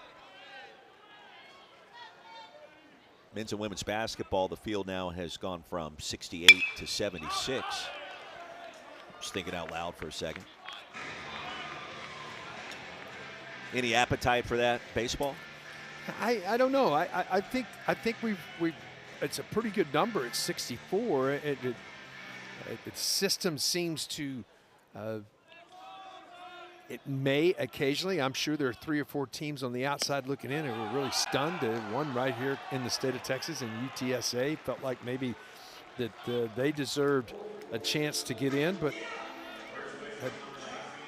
I think you get the national champion because you have to play through them. You got to win a regional somewhere, and then you've got to. Oh, by the way, next weekend you got to win 2 out of 3 against a really good baseball team somewhere. Maybe at home, maybe on the road. Now, Texas fans know all about UTSA from last year. We won't bring that up again, but I saw the Roadrunners a week ago in the American Baseball Championship. And the way that that bracket is structured in the American, UTSA, the day before the championship game, played East Carolina, beat ECU, then played them again the next day and lost 1-0. Beat them the first day 4-2. And we left Clearwater, Florida last Sunday. We said that's a tournament team. Pat Hallmark's club, that is an NCAA tournament team. RPI heard them, and they weren't even part of the first four out of the dance when we watched the selection show on Monday. And I would tell you that that's a mistake. Sharply into center field. Oh, Pat Longsea experiencing a bit of a jam after the walk to Esker, and Kosciuszko now a perfect 3 for 3 and a triple shy of the cycle. That's something that he is having a good day, seeing the ball well, swinging the bat well, and just like you opened the inning, understanding how important it is right now to get zeros on the board when you're trying to get back into a ball game, and it's a big opportunity right here. It's going to prompt a visit to have an idea, because we've seen first and second bunt already in this ball game here today. So you got a guy that can leave the ballpark. There's no question. He's hit one 400 and something feet his first time up, but you got to adjust right here. I think that a bunt could be in order. Keith Moreland telling me to bunt with 2 aboard and nobody out in a 4-run lead. I think you want to expand right here. There's that term that you used earlier, the will. Sometimes when you look up and the will, at 7-1, is that will there? Like 5-1, 5-run, you still could get the tying run to the plate. Right. Squeeze Play, the place to be. ESPN is the home for the NCAA College Baseball Regionals for round-the-clock multi-game coverage. Scan the QR code you see on your screen right now. ESPN Plus subscribers can access expanded coverage. They call it Squeeze Play. Charlton State anticipating defensively the bunt. They've got the corners up and looking that this may happen. I got my big right fielder up there. He squares the bunt, shows you bunt, takes low and away. Walk and homer today for Noah Carliner. 6'4", 235. That bat looks awfully small in his hands when he squares the bunt. He'll do it again. Big fella can handle it, and he fouls it away. Hey, really 6'4", 230 is not as big as it used to be. To me, everybody's huge, but don't get me laughing in the part of the game, Roy. Now, right now, this is a scary time. Could he, the little butcher boy here, could he come out here and then pull it back? It's always one of those after they foul one off. You know who the best was at that? South Carolina won back-to-back national championships. Early 2010s, then played for another third straight year. Ray Tanner would always dial up the bunt and then pull it back, and then whoever was up to bat for the Gamecocks would just slam a hit into right field and change the whole series. And a lot of times that happened in Omaha, by the way.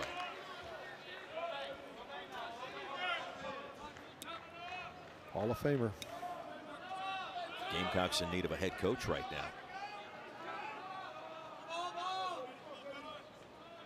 Didn't work out with Paul Maneri. Monty Lee was named the interim. And a very big strikeout for Pat Longsea. Didn't get the bunt down. You come into it, you don't do it, and then how about this breaking ball? Longsea just really good bite to it and gets the strikeout right there. Boy, that changes the complexion. Now, you still got a lot to get because you go back to the top of the order here, but that gives you a chance, a fighting chance to get out of it. So Keith unable to get the bunt down. You get to strike 2, swinging away, strikes out. Runners remain at first and second. In a 4-run game. Liam Barrett, top of the order again for the Gauchos.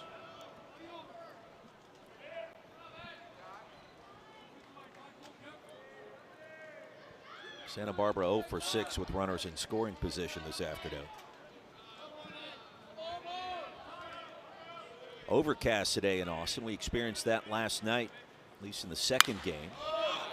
And popped them up on the left side of the infield. Smink. 2 away. Massive second out. Got a chance to crawl out of this. Got a tough customer to get, though.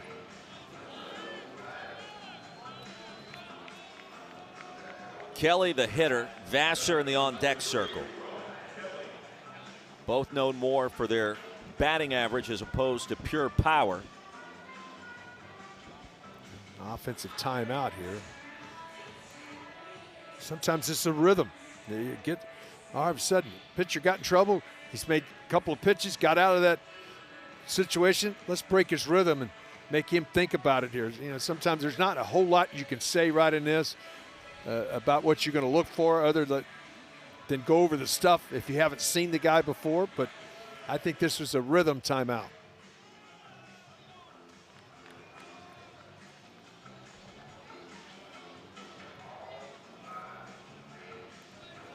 Gauchos with 2 in the first, 2 in the second, 1 in the fourth, in between Tarleton State. Left them loaded. Played it a run in the third inning. And now in the top of the 6th, Pat Longsee. A wave and a foul by Kelly. Had that quality AB in the 4th inning on the ground ball to short, driving in the 5th run of the game. 336 on the year.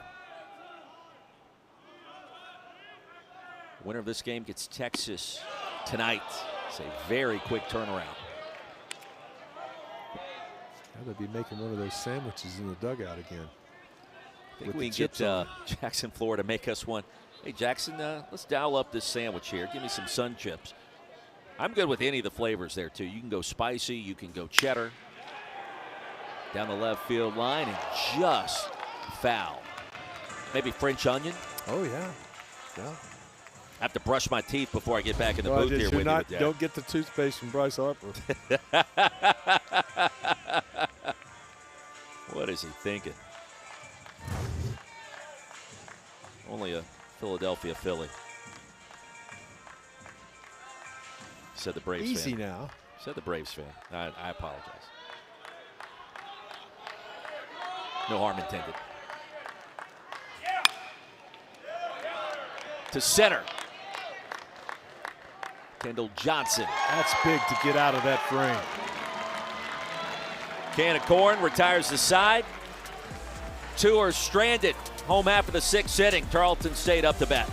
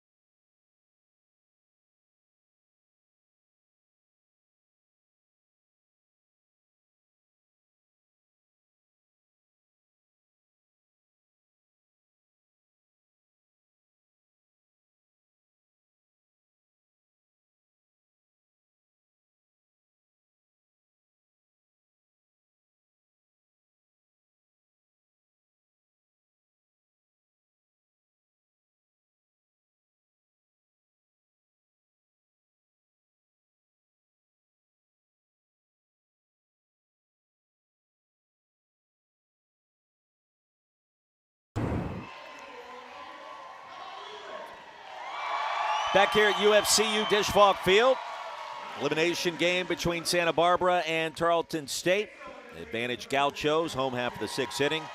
Nathan Aceves has been the story in addition to those back-to-back home runs out of the 8 and 9 holes for the Gauchos offense. Texans just 1 run thus far off the bat of Cage McLeod. And Keith Moreland, Roy Philpott, it feels like Tarleton State, I don't want to say is due, but the offense has been so good and so electric at times this year.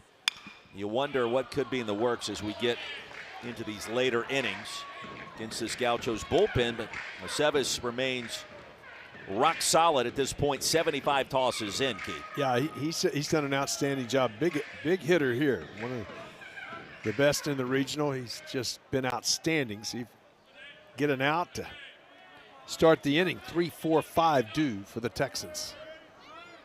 Rainer Heinrich, first team All Big West.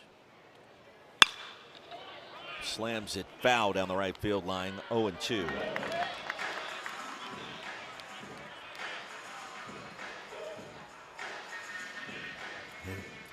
I mentioned it in his earlier bet. This is a young man that is not intimidated to have 2 strikes on him.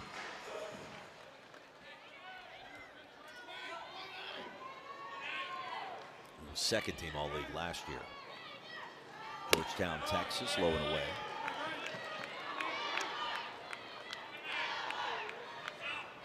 Mentioned yesterday in that matchup with the Longhorns, his sister, a 2-time national championship volleyball player here in Austin, 2022 and 23. Felt like that ball was coming right at his letters. If he doesn't make contact with that ball's going to hit him, and it's going to be a swing and a miss. It doesn't go as a hit batter. It's going to go as a strikeout. Because that ball was going to hit him. That was in self-defense.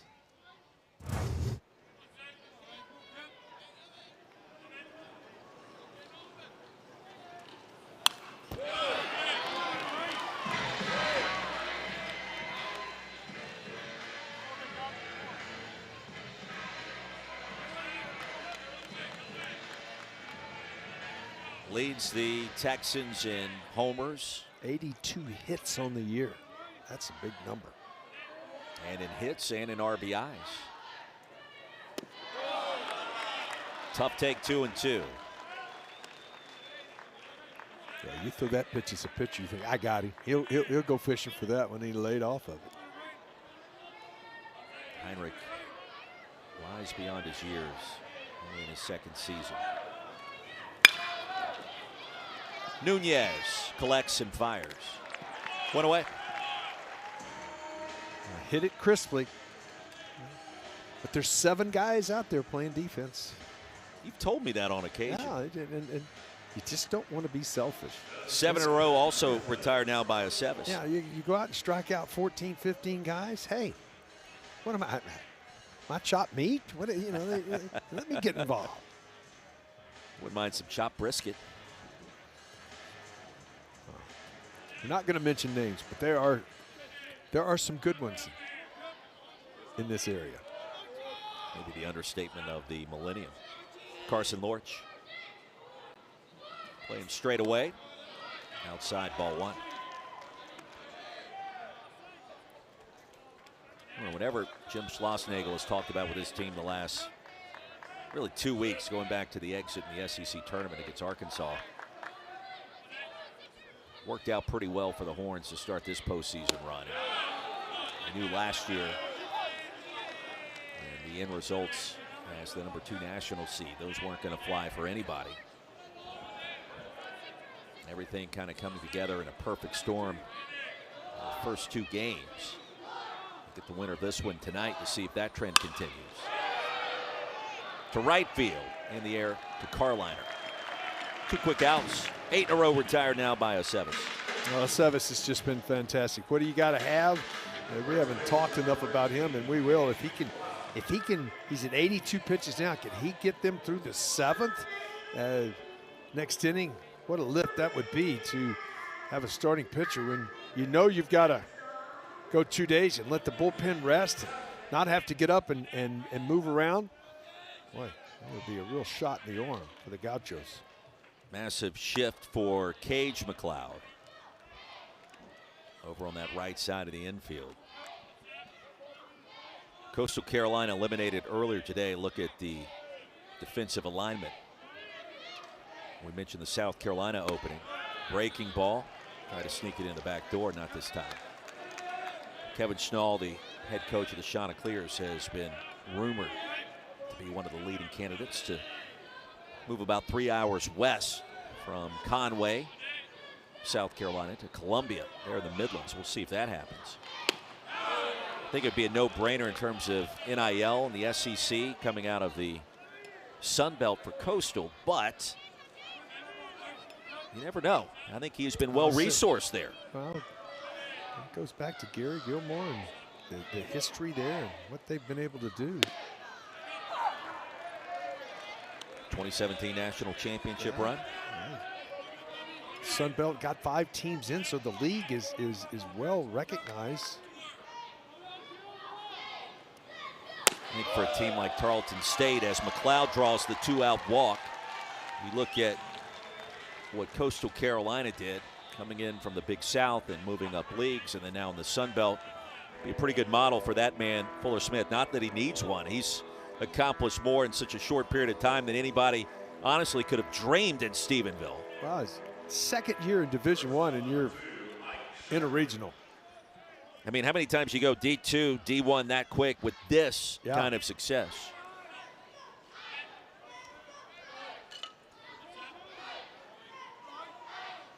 Texans will try to start this 2-out rally with Shirey, the senior shortstop. I could get the bullpen going, and it does. This window, it is 88 and 70-degree weather on the beach, or just off the beach, is a lot different than 88 pitches with 100 degrees on the turf. No question. Janicelli and Chase Hoover, double barrel action in the Gauchos bullpen.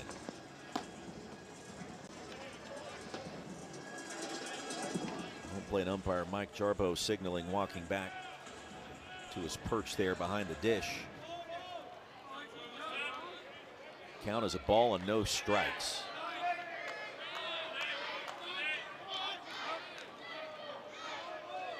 Tarleton State trailing 5-1. 92, and he whips it past Shirey.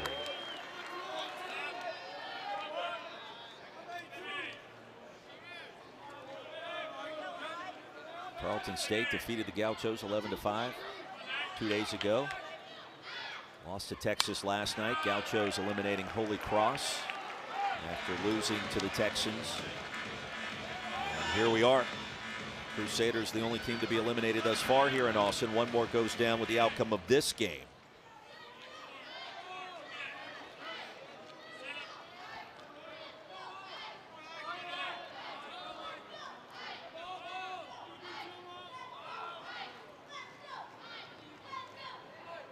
Temperature has hovered right there in the lower 90s for about the last 90 minutes. Troy has come back on Miami down in Gainesville. 9-6 lead in the final frame. Another Sun Belt team.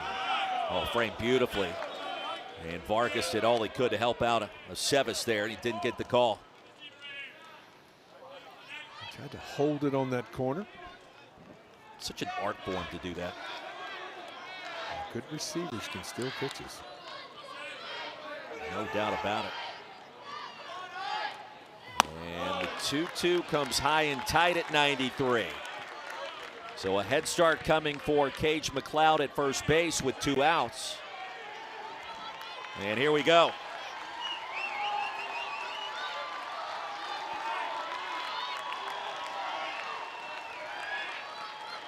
Pitch number 95, and the payoff on the way.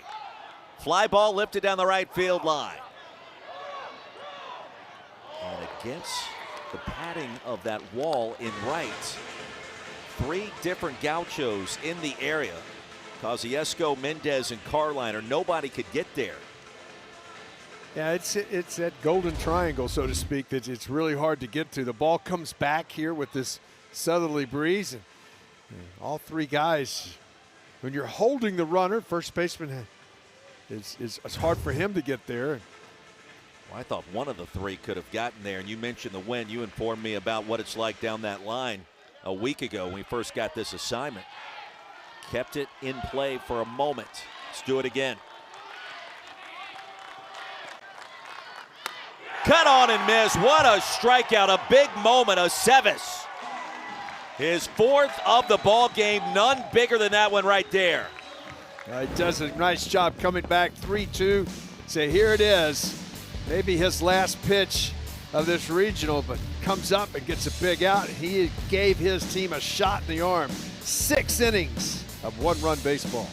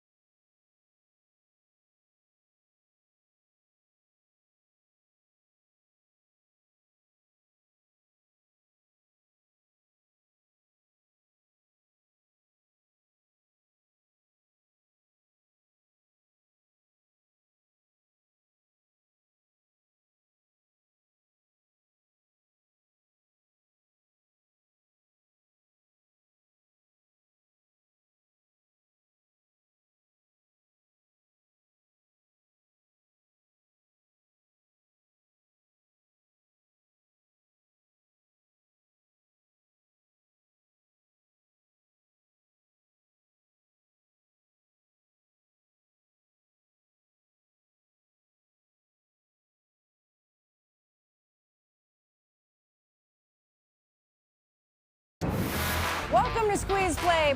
All the highlights, all the big moments. Get a chance to have some big-time fireworks. 6 to 8 games on the screen at one time.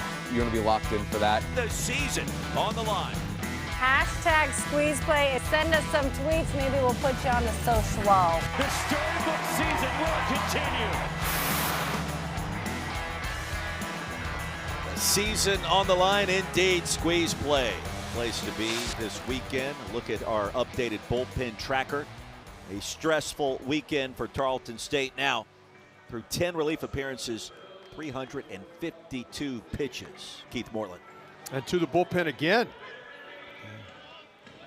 Go the Texans. Ben Bossy, making his 15th appearance.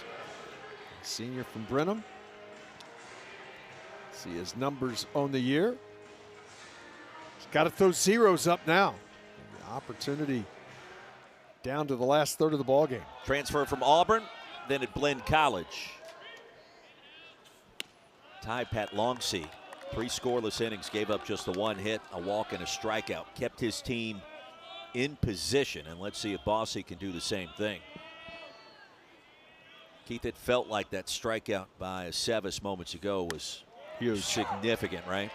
It was huge. Now the bullpen not active. He may come back out, but he really did give his team the length to this point. Did his job to get them the opportunity to move on. Sprayed foul, a ball and 2 strikes.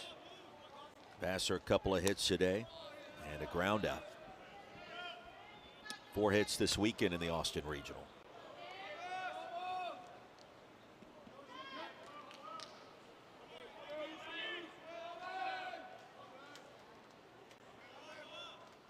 Gaucho's in control now, entering the 7th inning.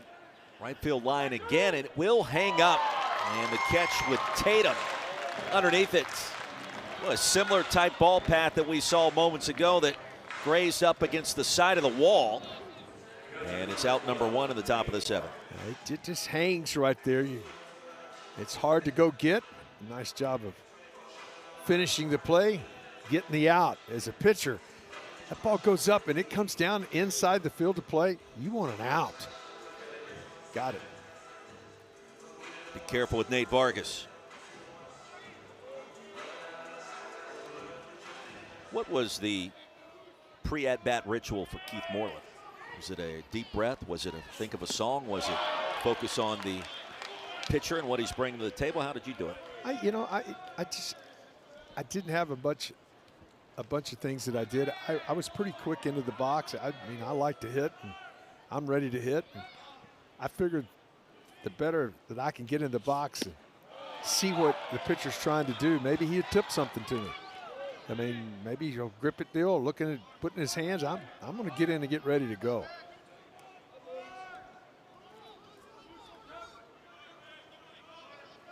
Oh, 2 to Vargas. Bounces up there. I remember talking with Todd Walker, of course, played at LSU. Well, he had to clean his uniform because his uniform was always dirty. Always, and in the bigs. And he was playing, I believe it was for the A's when he told me this story, because we had this same conversation in the broadcast booth. And the 1-2 to Vargas. Line to right field, diving attempt, and it comes up empty. Tatum unable to come up with it. He'll throw it quickly back to first. A great effort, and just with contact with the turf, unable to haul it in cleanly. Yeah, he laid his body out. It might have caught him in the hill, and when a ball's in front of you, sometimes when you're moving forward, that's exactly what happened to him, because he was thinking he had the web there, and he got to the ball easy enough, but just caught him in the heel of the glove instead of the webbing and popped out. Oh, Bossy gives up the hit. Here's Jonathan Mendez.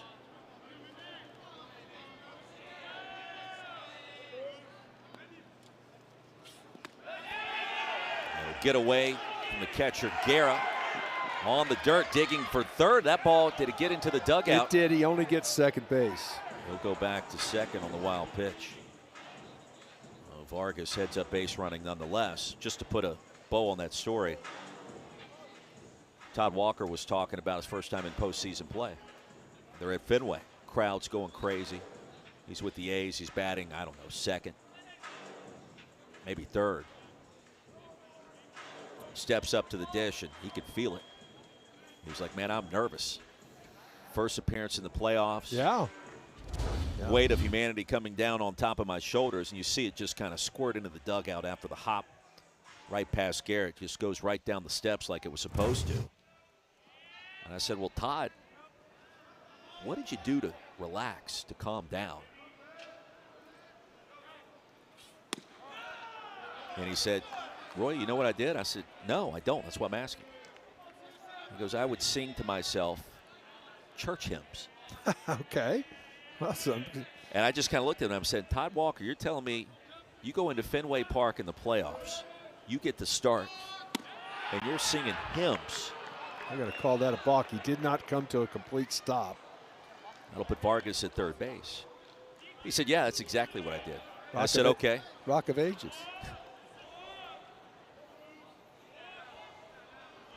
You can't bounce. You have to come down to a complete stop. And his you can see he's still movement. He never came to a stop. He had that rock and set, and he's got to come to a complete stop. 2 balls, no strikes, the count, and now a runner at third base. Make it 2-1. So he lays all that out there for us. I think we were at North Carolina in a super regional. I said, okay, so you're singing church hymns, you're nervous. You got a couple of guys on board on base in front of you. He goes, yeah. I said, you sing, you relax. He goes, I really relax. All right, what was the outcome of the plate appearance? He goes, I smashed a 3-run homer. There you go. I said, Todd, are you kidding me? Playoffs, Fenway, nerves, hymns, 3-run blast. He said, that's exactly what happened. Wow. Might use that. It's too late now for me.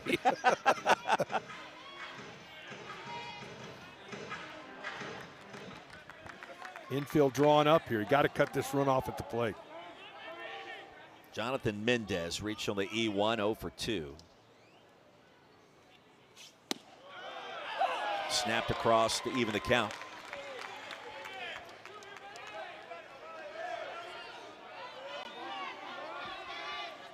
Got an open base here, so would be surprising to see him come back with a couple of breaking balls in a row here. Nunez in the on-deck circle. Breaking ball that is swatted foul. You got to trust. You got to trust the guys behind the plate to get it blocked. But this is one that you start out at the knees and break it, and it comes down in the dirt. See if you can't get the swing and a miss. And got to smother it if you're a catcher. This is when if you have a strikeout in your arsenal, you need it right now.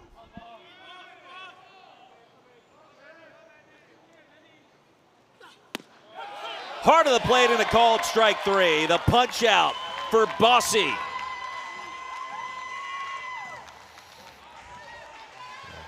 Came back with a heater, but he hit it right at the bottom of the zone. And just a great pitch right there. And just, you freeze a hitter. Gets the call. And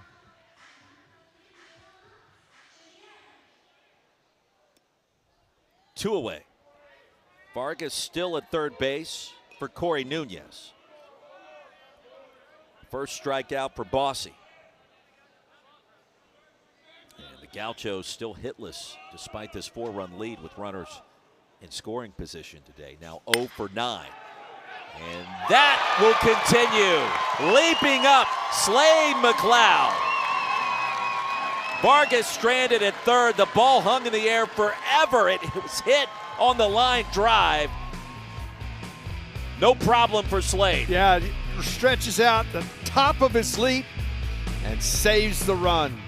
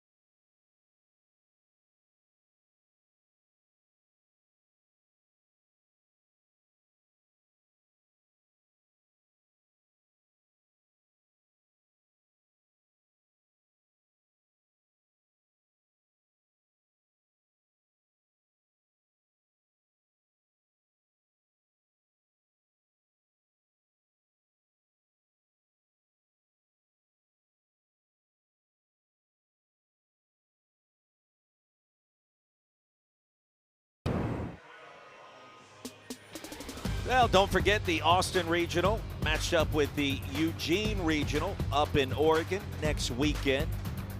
And right now the Ducks as the number 11 national seed in the regional final tonight, awaiting the winner between the Beavers and the Cougs. Elimination game between Oregon State and Wazoo. And Those two have hooked up before. they have. You don't want to put the cart ahead of the horse because, well, Oregon State's really good. Washington State's been good. But still some baseball left to be played. You can start to connect the dots. Sergio Guerra sends that one into left field. A good start for Tarleton State. Leadoff man aboard, standing at first. Potentially an Oregon-Texas Super in Austin next weekend. Not out of the realm of possibilities. And we're not there yet, but I'm just throwing it out there. Well, both in regional finals, but in their home ballparks. Jim Schlossnagel wouldn't mind seeing that. Here checking out the action. That's like the standard skipper pose right there, right? You got the arms tucked in underneath. And Andrew Checkett's out of the dugout. Well, this is a heck of a performance. What a start of Sevis.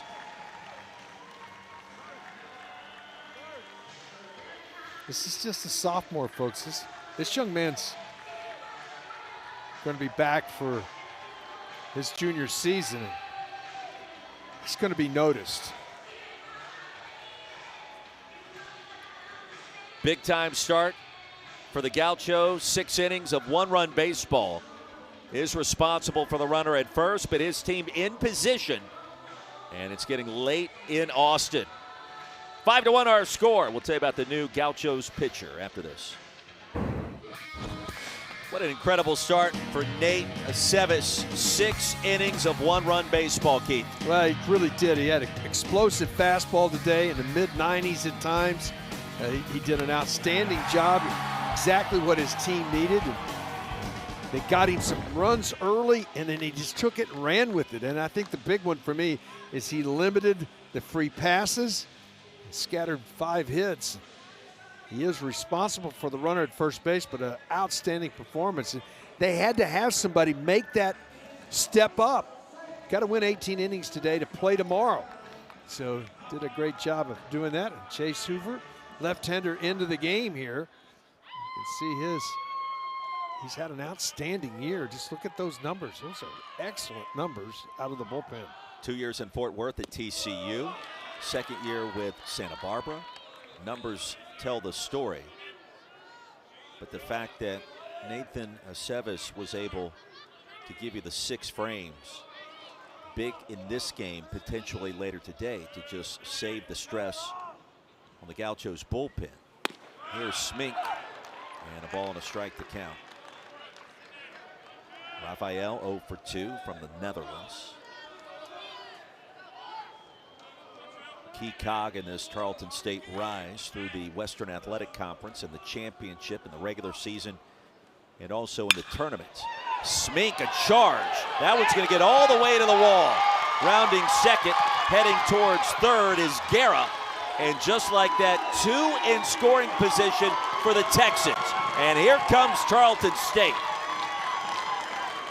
This is a really nice piece of hitting. Got a ball you can handle, and he did drop the barrel on it and rifled it into the gap in left center. This is a fastball down. Put a good swing on it. All right, just like that, you're 2nd and 3rd, nobody out. Great chance to get right back in this ball game. 92 degrees, 2.5 hours in, and the outcome far from decided. Here's Kendall Johnson without a hit in Austin. 0 for 9, including 0 for 2 today, and that average has dipped down to 256. A monster moment, however, right here. Sophomore center fielder displaying the flashy glove work. Rock solid defensively here. In search of his first knock. What could a base hit do? The floodgates on offense for Tarleton State. Good take, 2-0.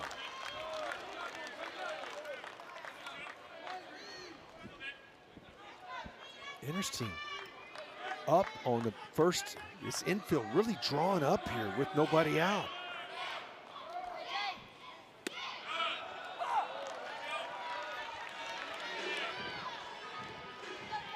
You take a 300 hitter, when you draw the infield up, you make him a 350 hitter. Just because of the space, the limited range of every infielder. Peeled down to third, and Brandon Meissen says he did not offer. 3 balls and a strike. Top of the order comes up next, and Jake Tatum.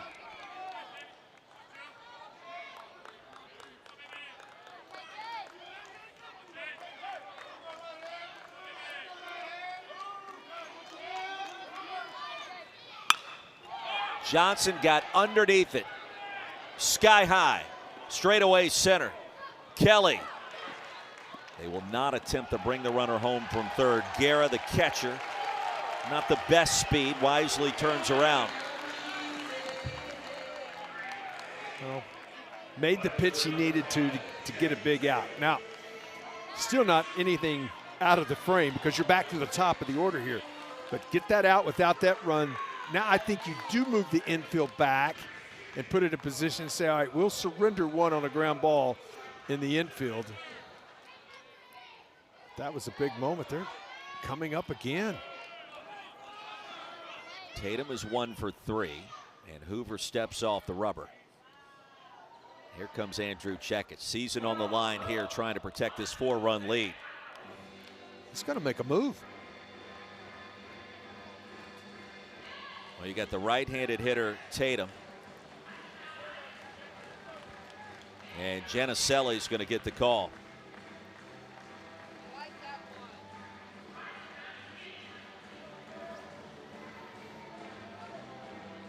Wheels are turning, 5-1. 2 in scoring position, getting late in Austin this elimination game at the Dish.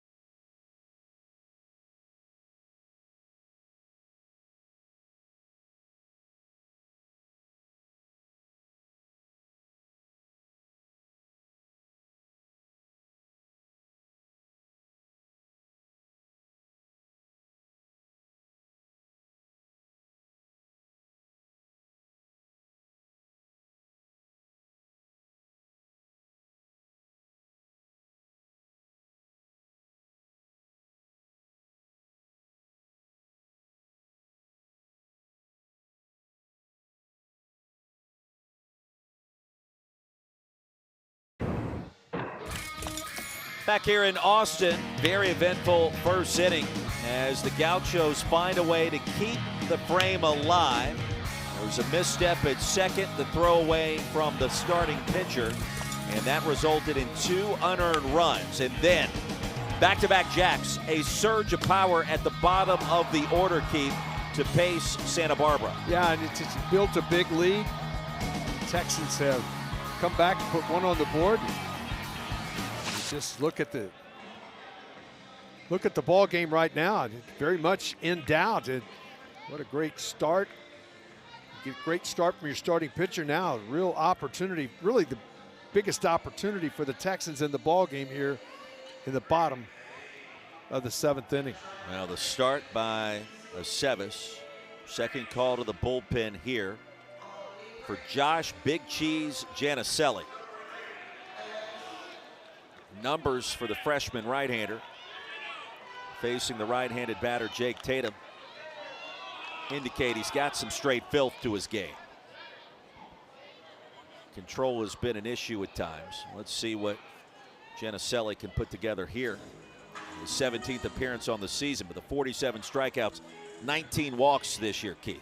Yeah, command is his stuff is outstanding. It's just can he command it in the strike zone?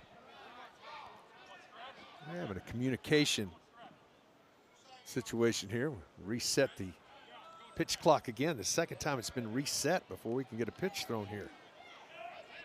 Garrett's at third. Smink at second. 4-run deficit for Tarleton State. The top of the order. And Tatum high and tight for ball 1. Now 4 of the last 5 outings for Janicelli have gone scoreless in his favor. Cardinal Newman High School in Santa Rosa, California. There's a strike at 92 on the outside corner.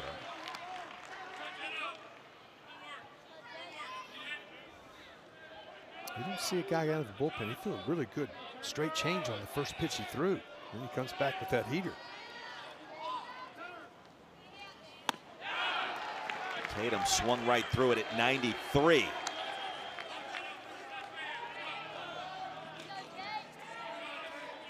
You love the nickname Big Cheese. 6'5", 200. It's a big, tall drink of water.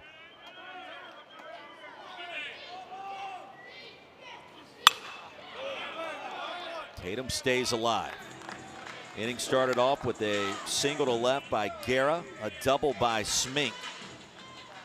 Kendall Johnson batting ninth, flied out to center. Tatum's at the top of the order, and let's see what happens here.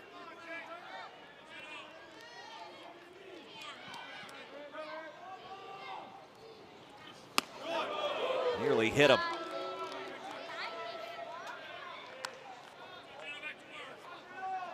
Let that fastball go. That had a little extra on it, trying to get a little extra. Riding up and in. Up and in, down and away. Let's see. Blur your eyes for a minute. Yaniselli's got that Jackson Flora type frame to him. Tatum stays alive. That's where he was trying to go. He might have got too much of the plate that time. Nice job of fighting that pitch off. Season on the line, down 4.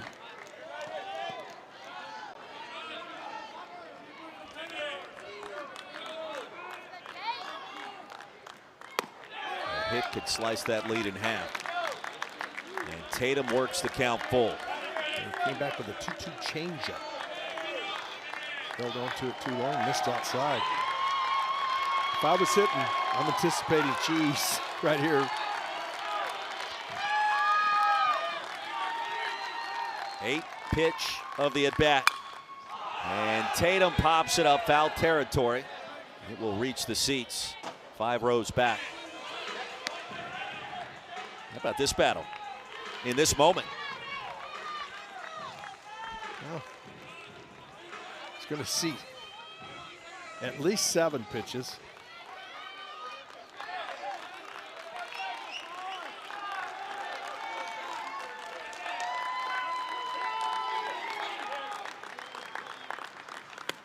Tatum strikes out. Off the plate, he went chasing. 2 away. Got it to that outer half. I talked about trying to get there early in the pitch count, but he does here 3-2. You got an aggressive hitter. He couldn't fight it off. It was outside the zone, but he'd get it down and away. He'd seen everything middle in, or middle up. And that this was not a strike, but down an outer half and couldn't make contact with it. Slade McLeod, the senior.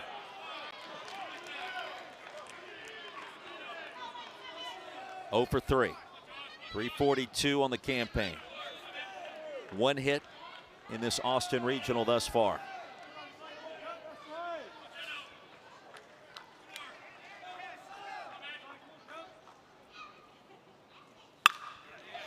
To right field. Carliner going back, and McLeod off the top of the wall. That'll bring home 2. 5-3. McLeod digging for third base. There's the throw. Not in time. And a brand new ball game in Austin.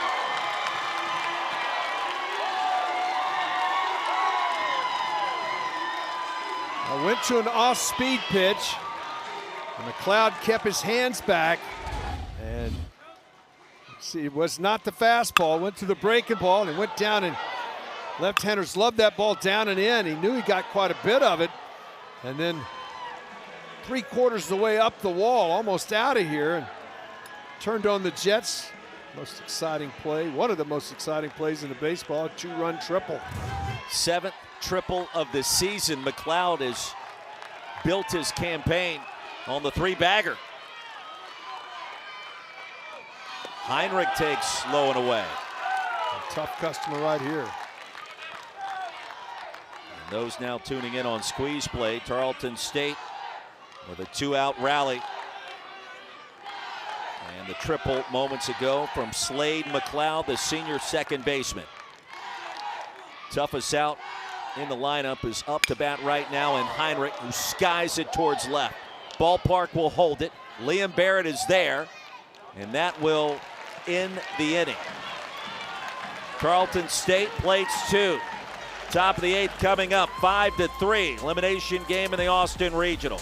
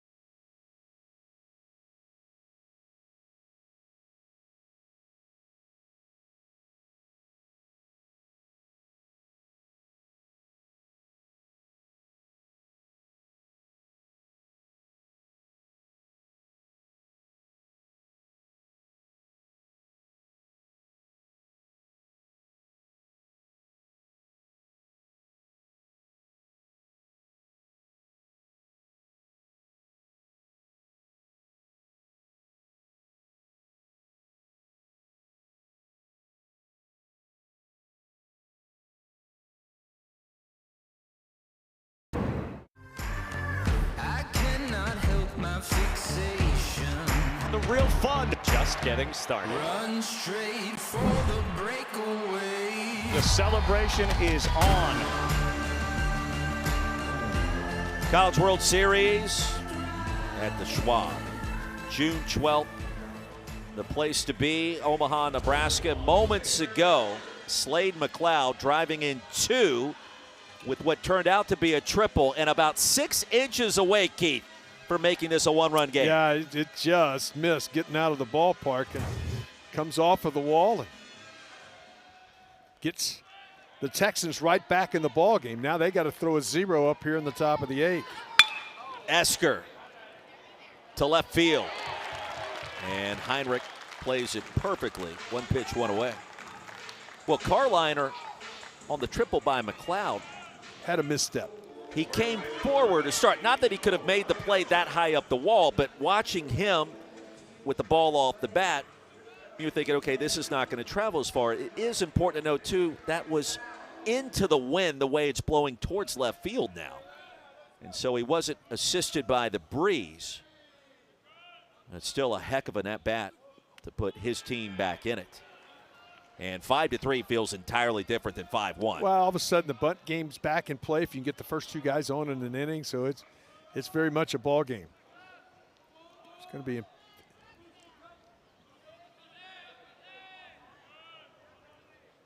Cole Kosciuszko. Homer, double, single. Speaking of triples, 1 shy of the cycle. Which we found out that there are more cycles than no-hitters. Didn't know that. That was wild to me. To left field.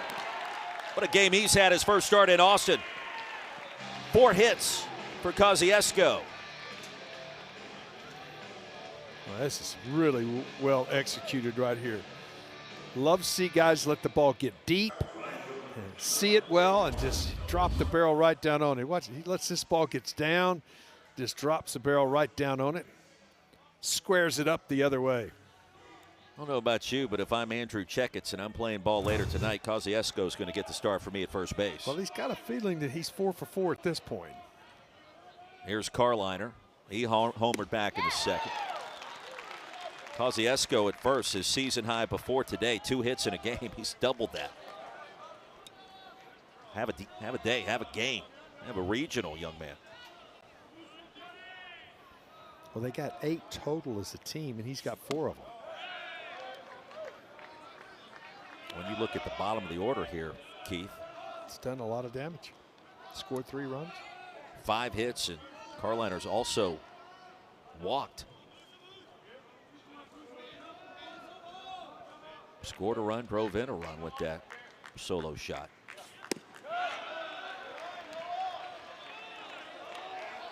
Winner of this Austin Regional gets the winner of the regional in Eugene.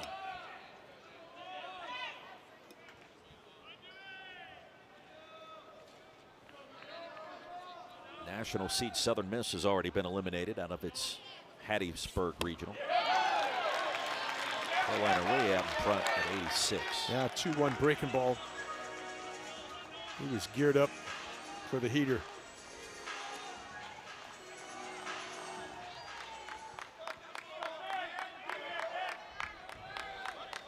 St. John's a lead down in the Tallahassee Regional. The Red Storm over NIU 9-5. Shocker, more weather in Auburn. Tigers and the UCF Knights in a delay.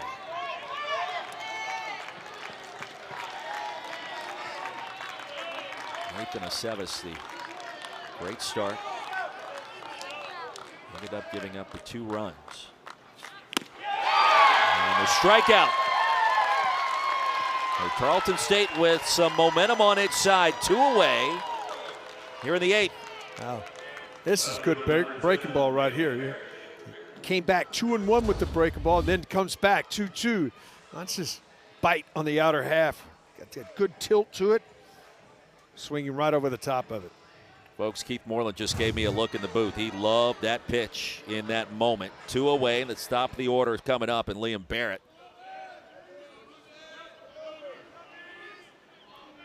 Getting serious here in Austin now. How about Bossy out of the bullpen? He's been that one guy. He's attacked, and you saw that fastball. Is 93 at the knees right there, and then he's had a good breaking ball. The previous one he just got the strikeout with.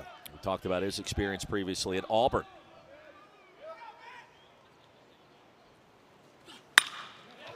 To left center, and that's going to get in the gap. Cut off right in front of the track. Runners now at second and third. Liam Barrett with a double. Kosciuszko reaching third base. And now 2 in scoring position for Kelly. How about Heinrich cutting this ball off in left field? If he doesn't, this ball gets to the wall, you get on the board. You've got to find a way as an outfielder to give ground, take good angles, and it doesn't look like much of a play except you cut it off. And when you cut it off right here by taking that angle and get it out of your hand, it may not be as accurate a throw as you want, but it's in the infield. It makes the third base coach throw his hands up, say, we're not going, and give you a chance to get the next guy. Won't show up in the box score, but a nice play by the left fielder, Rainer Heinrich. And here's Rowan Kelly.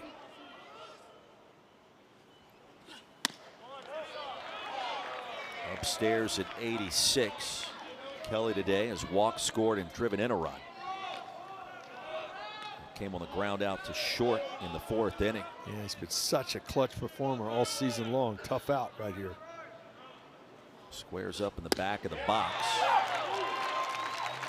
Strike 1. What an the Gauchos trying to answer those two and really gain control of the game again right here. See that back foot, the left foot on the edge of the paint. Kelly with 4 hits this weekend.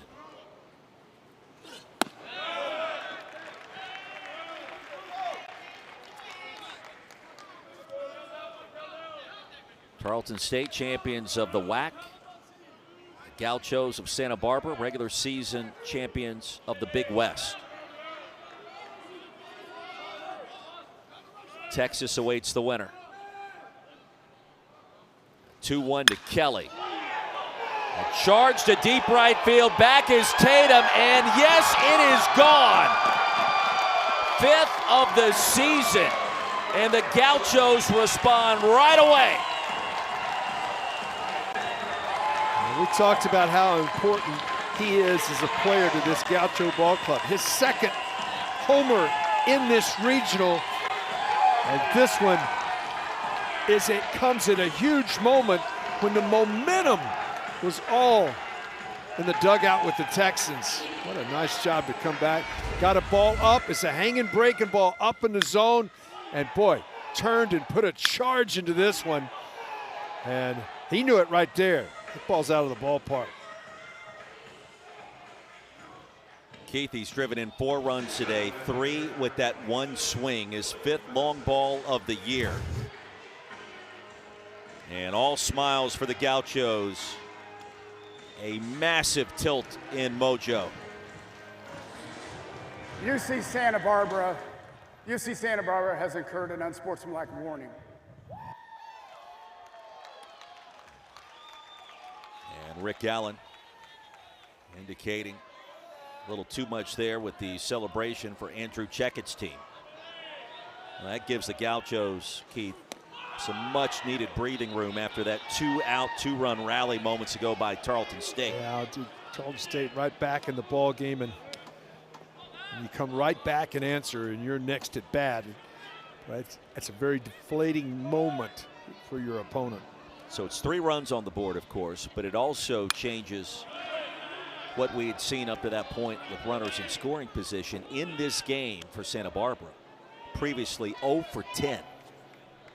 Yeah, it just hadn't happened. I mean, they'd had great opportunities multiple times in the game and hadn't been able to come up with that. Masters 2 for 4, and the 1-1, strike number 2.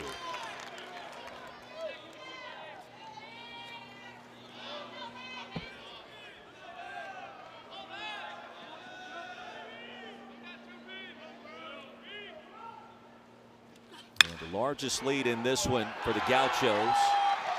Shot into right field, And Vassar's aboard for the third time. That's his third knock. Second, making the third hit of this inning after the double and the homer. 2-out damage, a consistent theme for the winning programs in this Austin Regional this weekend. Good offensive clubs score with 2 outs. And Fuller Smith call to the pin, a slow stroll out. Now Bossy was really lights out there until that swing by Kelly. And another pitching change.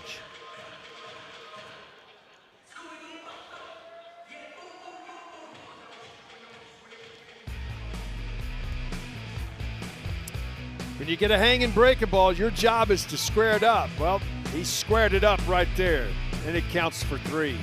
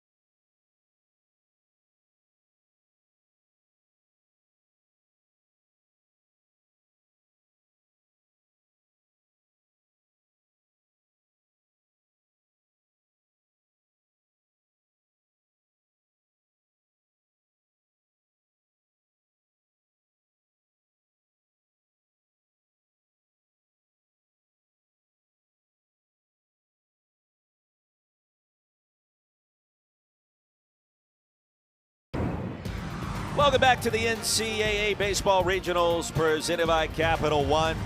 Another sweltering Sunday afternoon in Austin, Texas. 92 degrees and the temperature rising after a 3-run blast moments ago by Rowan Kelly. That leads to a new pitcher for Tarleton State. Carson Davis, second time we've seen him on the bump this year. The sophomore making appearance number 24.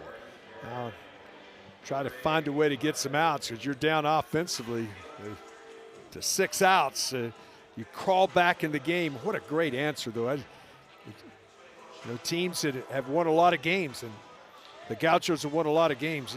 You answer when the opponent gets right back in the ballgame. They've done that here. Keith, this is the exact opposite of the first meeting between these two teams, where we saw Tarleton State jump out to the lead. Gauchos would rally. Next inning, Tarleton State with an answer and a rebound run or 2. And today it's been the Gauchos that jumped out 4-1. Tarleton State with a 2-out rally. And then the response the very next time the Gauchos had a chance to score with that shot to right field by Kelly. He's just been such a good player. And boy, he did not miss it. He got a ball up. And it's one of those spinning upstairs, and you want to hit it on the barrel, and he did. Breaking ball. Vargas swings right through. Nate's 1 for 4, a home run, a grand slam this weekend.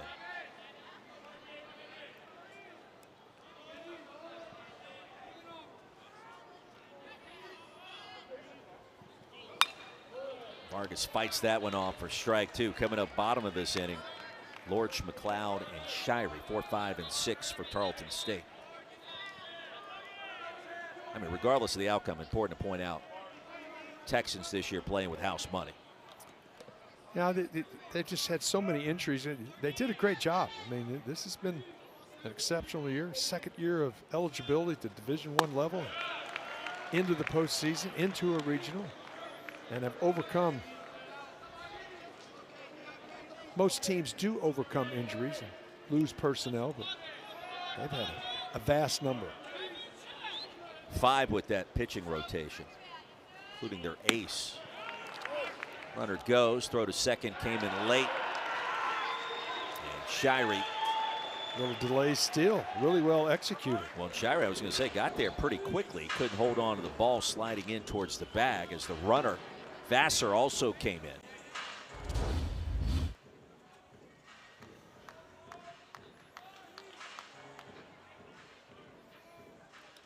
Trying to apply the tag before the catch was made plainly. Yeah. Well, sometimes the pick, you have to go for the pick to get the tag. Serve to left field, and this one's going to get down all the way to the wall. Vassar comes home to score. Vargas a 2-out, run-scoring double. 9-3, Gauchos. This is really the second time in the game we've seen him just go down with the ball away from him and go out and get it. And this time gets a little lift to it as he gets out there and just shoots it into the gap. And some separation now, 9-3.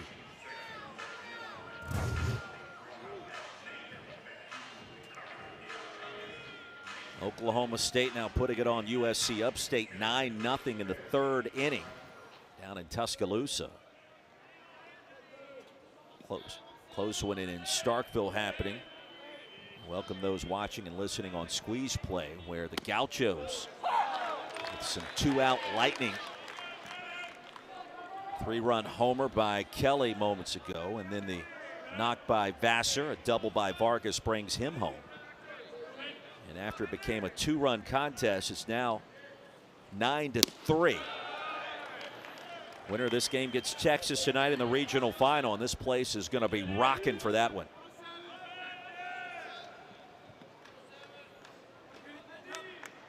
At 8,276 on hand last night. Sharply to third. Smink recovers and delivers for out number 3. The Gauchos respond. They do it in a massive way, led by Rowan Kelly. Hanging breaking ball. Kelly's second of the regional. Dugout going crazy.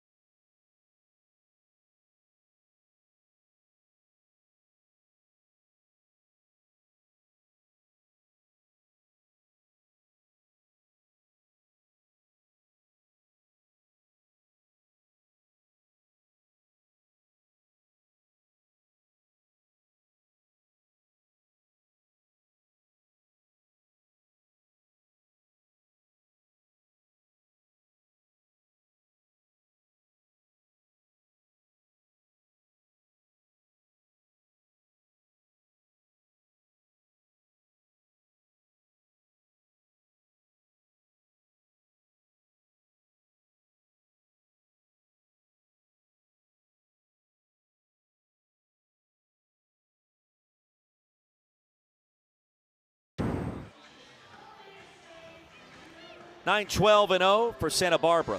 3-7-1 for Tarleton State. Getting late in Austin. Elimination game. Loser of this one will see their season come to a close. Andrew Checketts, skipper for the Gauchos, hoping his team continues this upward trend. 6-run lead. Keith Moreland, Roy Philpott. Texas awaits the winner. That game coming up later tonight. 6 o'clock Eastern. Sometimes I get my time zones mixed up and I think, okay, we're 6 o'clock here, we're 5 o'clock there, or is it vice versa, or is it 7 and 6? Is it just me?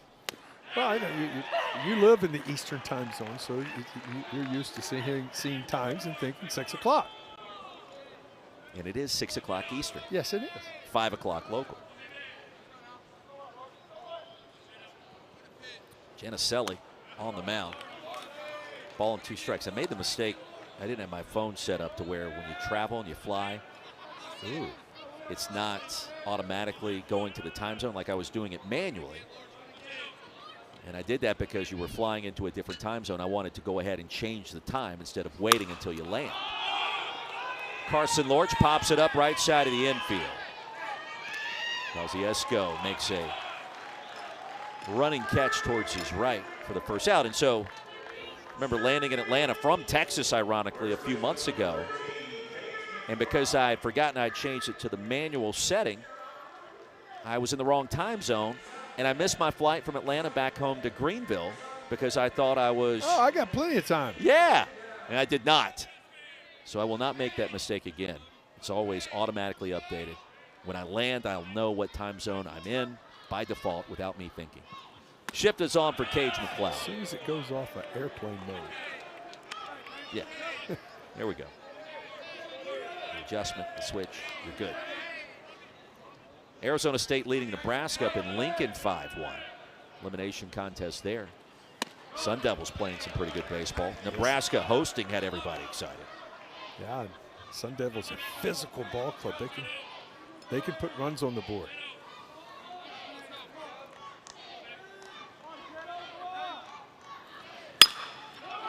Ground ball into the shift, and Mendez for out number 2.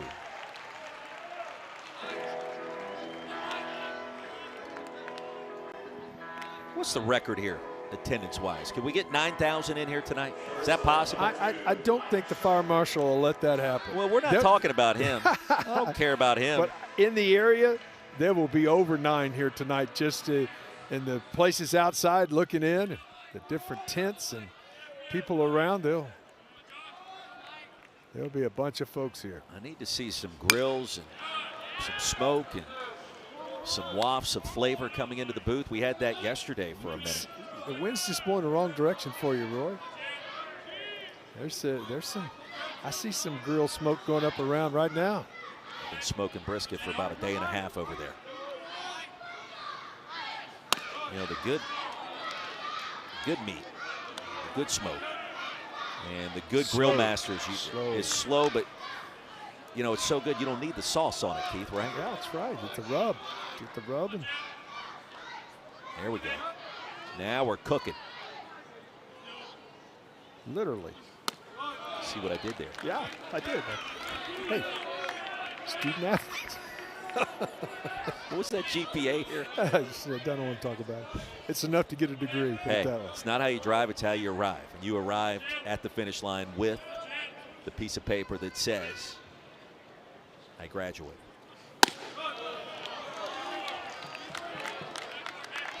See, you were number 3 here. I'm guessing the GPA maybe didn't get that high. Hey, now wait a minute.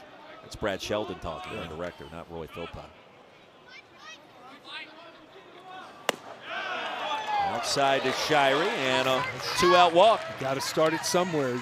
Love to get a free pass. Got a guy coming to the plate that can get you 2 quick ones. He's done it in this regional already, and that's what you're looking for is get the line moving and then come up with a big knock.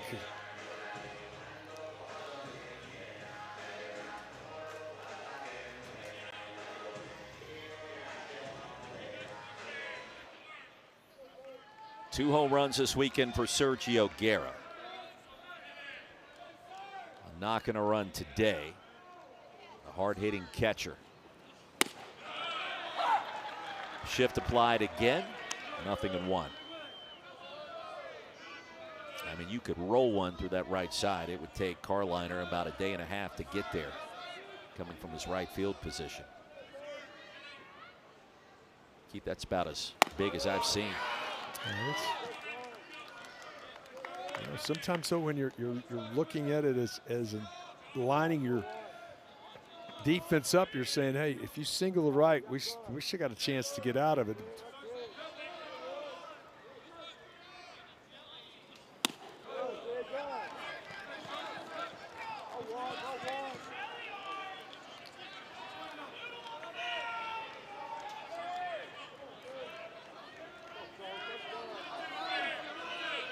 Tarleton State with 2 in the 7th. Santa Barbara with 4 in the 8th. Guerra underneath it and out of play. West Virginia defeats Wake Forest in the Morgantown Regional 10-5. There have been some great shots there. The atmosphere, Country Roads Take Me Home this weekend. Yeah, they get an opportunity. They win tonight. That's what this score holds. The Gauchos will be charged in doing against Texas. The first time that Santa Barbara has seen the Longhorns this weekend. Full count to Guerra. Shirey at first. Tarleton State needs some base runners here. Shirey with a head start, low and away. Back-to-back walks from Janicelli. Don't go anywhere just yet. Smink had a double the last time he was up to bat. 4 hits, check it, 3 hits this weekend.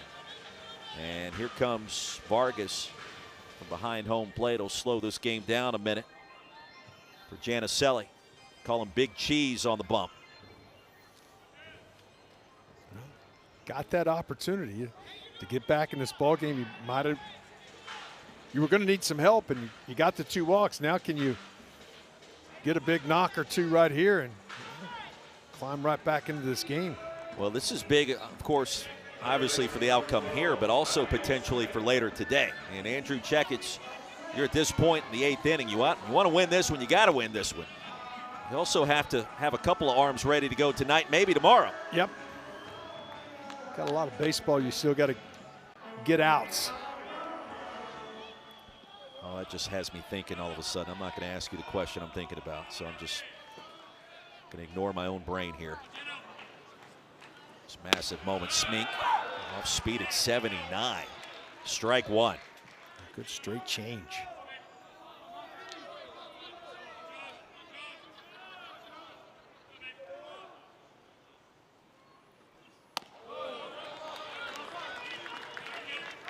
Well, how big was that home run by Kelly? Oh, it's that time. It was huge. It's still huge.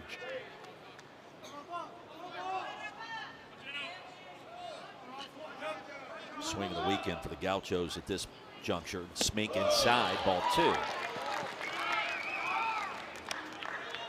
if Raphael's able to get aboard, then you bring the tying run to the on-deck circle. No, that's not right. I was thinking it was 9-4.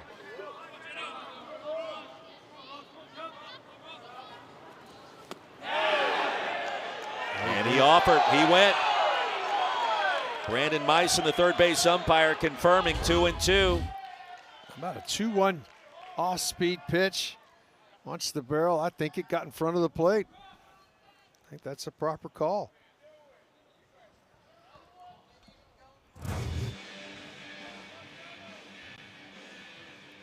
Checking to make sure he had a visit. He's going to come out and have a visit here. But again, this is important for this game and potentially later today. Yeah, I mean, you only got so many pitches that you're going to be able to get out of guys today because you got to win 18 innings today to push it tomorrow. Double barrel in the bullpen. Jackson Flora looking on. Triba, who we saw 2 days ago, extensive action. And Crodell as well, staying loose. So Checkett's back to the dugout. All Janicelli needs is one more strike here, Key. Now he got it. Really good change and gets the check swing strike. He's got lot chops. He's got a couple pitches to deal with here to a switch hitter. Shirey at second, Guerra at first. 2 balls and 2 strikes. Pitch number 36 coming from Janicelli.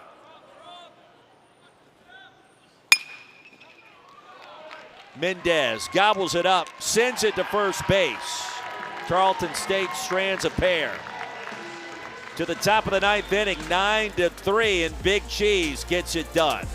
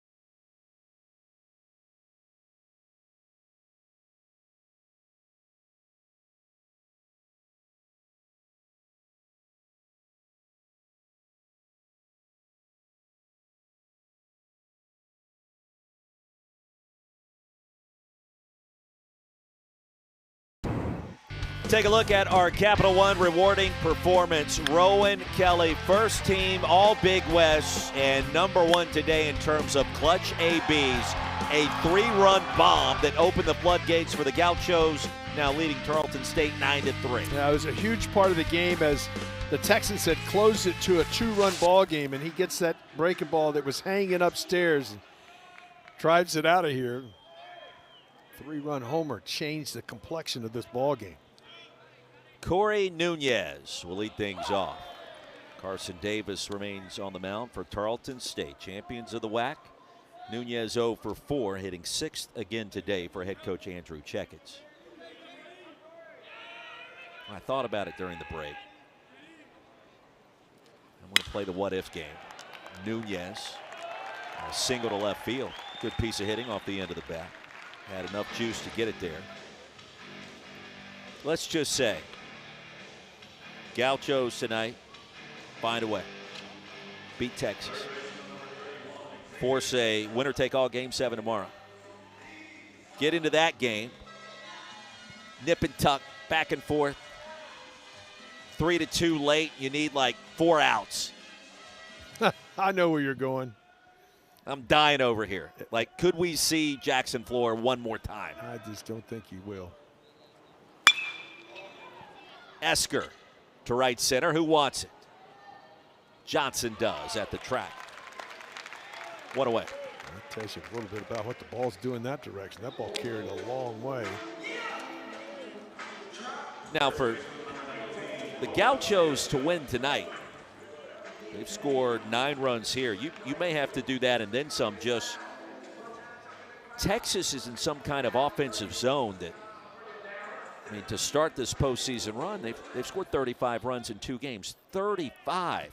Yeah, they've been very patient too, and some of those have been gifts. You got to throw strikes against a Jim Schlossnagle club because they see as many pitches as any team in the country, and they don't go outside the zone very often. I mean, Keith, it's one thing to score 35 runs in 2 games. It's another to where it's just looked easy, and the wind is blowing out, and so by default, there's. Well, you give up a free pass and then you make a mistake. It's 2-0. Right. It's 2-0. It sounds like the weekend that we've been broadcasting. Yes. Walk and a homer. Walk and a homer. Kosciuszko. And Johnson again. 2 away. He's done a nice job covering ground in center field. This is a big center field to cover.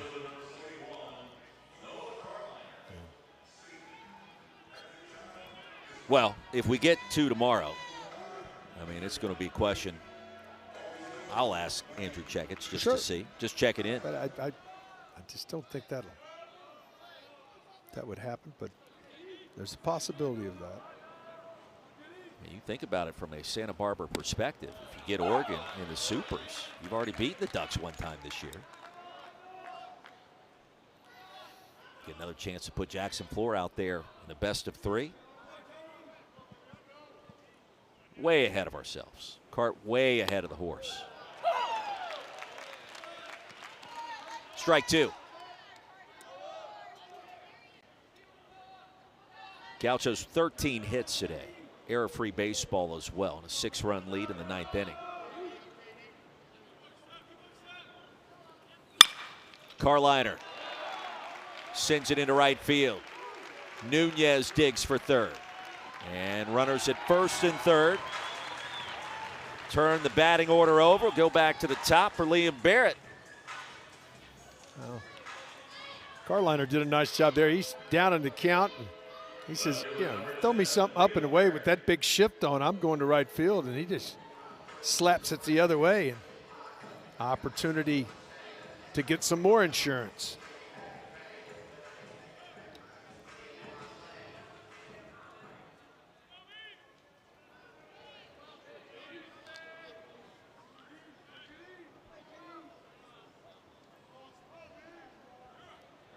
Barrett doubled the last time we saw him, and now time is called. Yeah, pitch clock violation.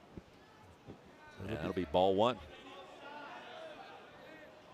I saw Barrett start to squirm around in the box there for a moment. Figured maybe he had called time. Instead, it is a violation. You see the pitch clock there right beside the NCAA and SEC logos. Strike one.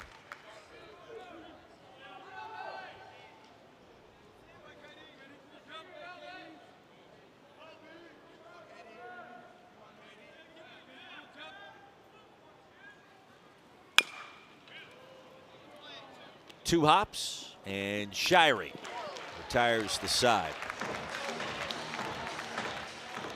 Tarleton State down to its final 3 outs, 9-1 and 2. Try to kickstart a rally after this.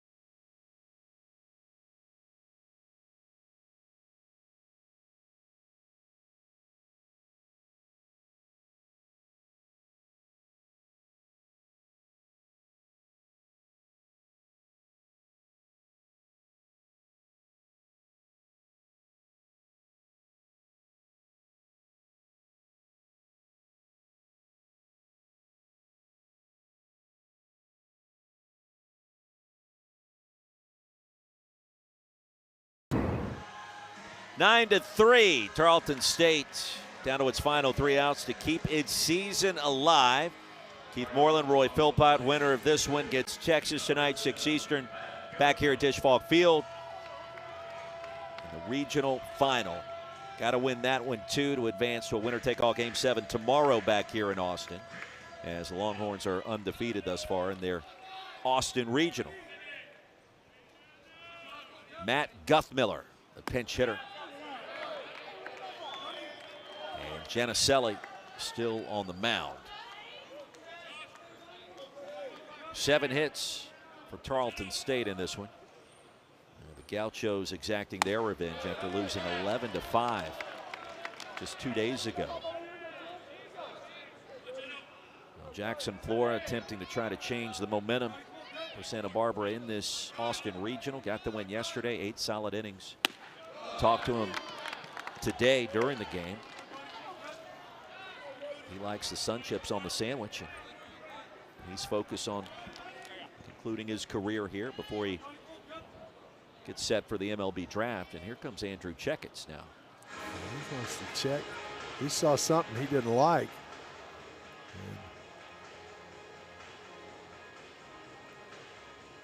Very slow stroll. Tribe has been getting loose the last 2 innings. He's fine, right?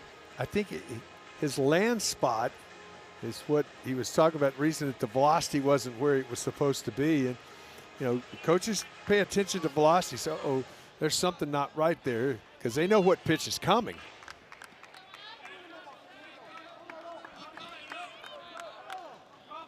The last thing you want to do with a 6-run lead in the 9th inning is throw 3 straight out of the zone. That at 89, so the velo is down a tick.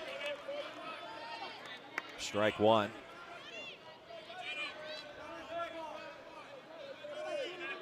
Keith, that wind has picked up towards left field. In the afternoon, we're starting to get some sunshine too. We've had overcast most of the day. It's going to tick up in temperature-wise here pretty quick too, and we could get that 105 on the turf. Seeing 93 on that outfield scoreboard. Payoff pitch, inside, ball 4. Oh, Guthmiller, the pinch hitter, Coming in for Kendall Johnson, get us back to the top of the order, and Jake Tatum. Texans got to start somewhere. Let's see what happens here.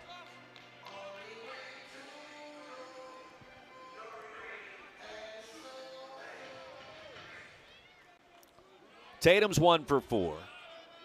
4 hits this weekend here in Austin.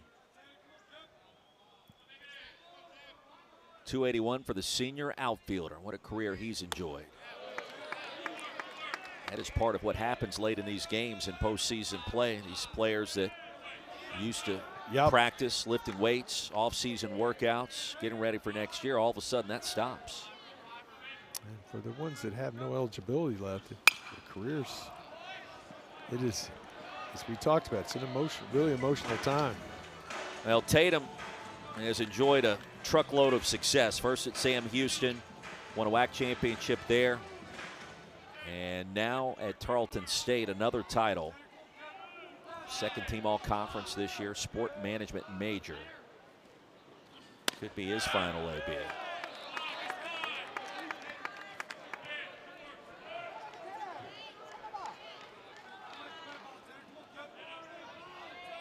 Went to Porter High School there in Kingwood, Texas. Slade McLeod in the on-deck circle. And this time, Tatum to right center. That one's going to get all the way to the wall. Bounces off the wall. Runners at second and third. Nobody out in the bottom of the 9th inning. So Tatum laces the double off the right field wall. And Tarleton State not going quietly here in Austin. Nice piece of hitting. Going to make a move to the bullpen here. Now, something's not right with Janisella. You could feel that up here. It's been extended a little bit. They're going to go get him, and we're going to have a pitching change.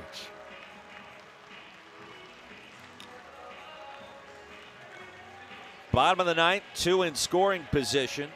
A 6-run deficit for Tarleton State.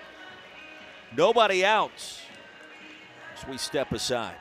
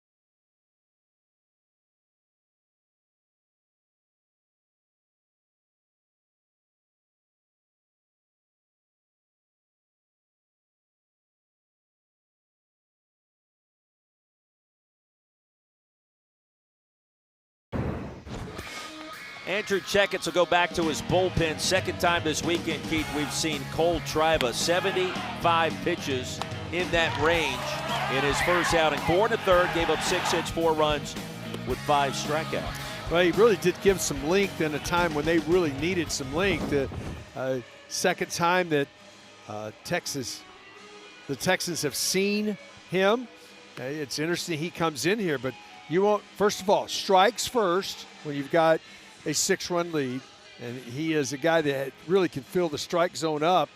Second part of that is, hitters get to see you, but you also remember hitters when you're a pitcher. He's going to come in and face a really 2, 3, and 4 guys in the order, guys that can hit. And the left-handed hitting Slade McLeod ripped a triple his last time up. brought home 2 runs. Left on left here, nobody out, 2 in scoring position. With Tatum at second, Guth Miller at third, came in to pinch hit for Kendall Johnson. And you knew Tarleton State wasn't going to go away quietly in the Austin Regional.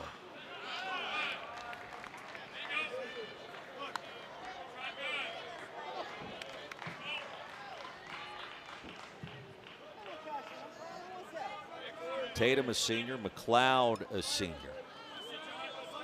And what's going through his mind?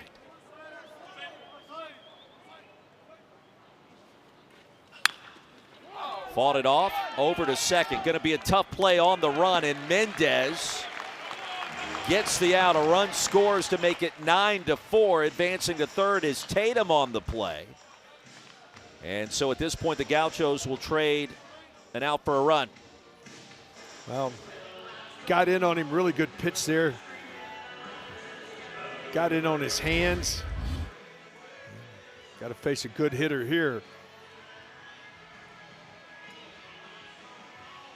But you'll trade a fly ball right here. You'll trade the run for the out. Rainer Heinrich, sophomore left fielder, leading hitter for Tarleton State.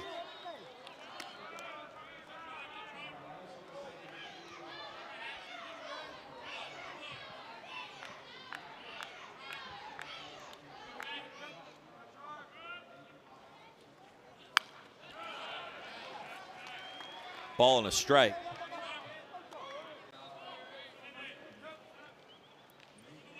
Well, you got a condensed area here with the softball park and baseball park, and you hear a PA announcer across the way, the tennis center.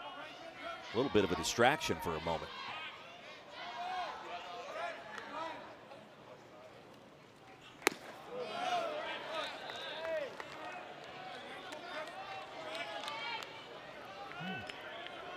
You want to force him to swing the bat here. All of a sudden, a walk. And you look up, and you're crawling into where you can get that tying run to the plate. Heinrich sends it into right field. Another run is in, 9-5. And the Texans not done yet. He's just an impressive hitter. Uses the whole park, lets the ball get deep. He's got pop to go with it. It's that front foot down. It's a good timing mechanism and doesn't try to pull it. Right hand goes right over the top and just shoots it to right field. A walk, a double, and a knock by Heinrich. Lead is down to 4. Here's Lorch. Could end it. There's one. The turn, the toss, and that will do it. The Gauchos survived to play the Texas Longhorns tonight. 9-5, the final score over Tarleton State. And for the Texans, their season, it's been a whirlwind. It comes to a close. It does come to a close. It has been a whirlwind, and it's emotional when you know you're at the end of the time. You think you want to end your season in your last year in Omaha. It's emotional, but really nice pitch to get a ball hit crisply to turn the double play. Texans got a lot to be proud of. Second year, the opportunity to move into the postseason. They move into the postseason. But Santa Barbara moves on to play Texas later tonight. Second time in the last 3 seasons, the Gauchos will play in a regional final this evening against the Texas Longhorns. 6 o'clock Eastern first pitch, 5 o'clock local. Gauchos got to win tonight again, and then tomorrow in a winner-take-all Game 7 for the Longhorns. 1 win away from reaching the Super Regionals a week from now here in Austin, Texas. 9-5 is our final score. UT and UCSB coming up later tonight. For Keith Moreland, I'm Roy Philpott, our entire hard-working ESPN crew. More baseball headed your way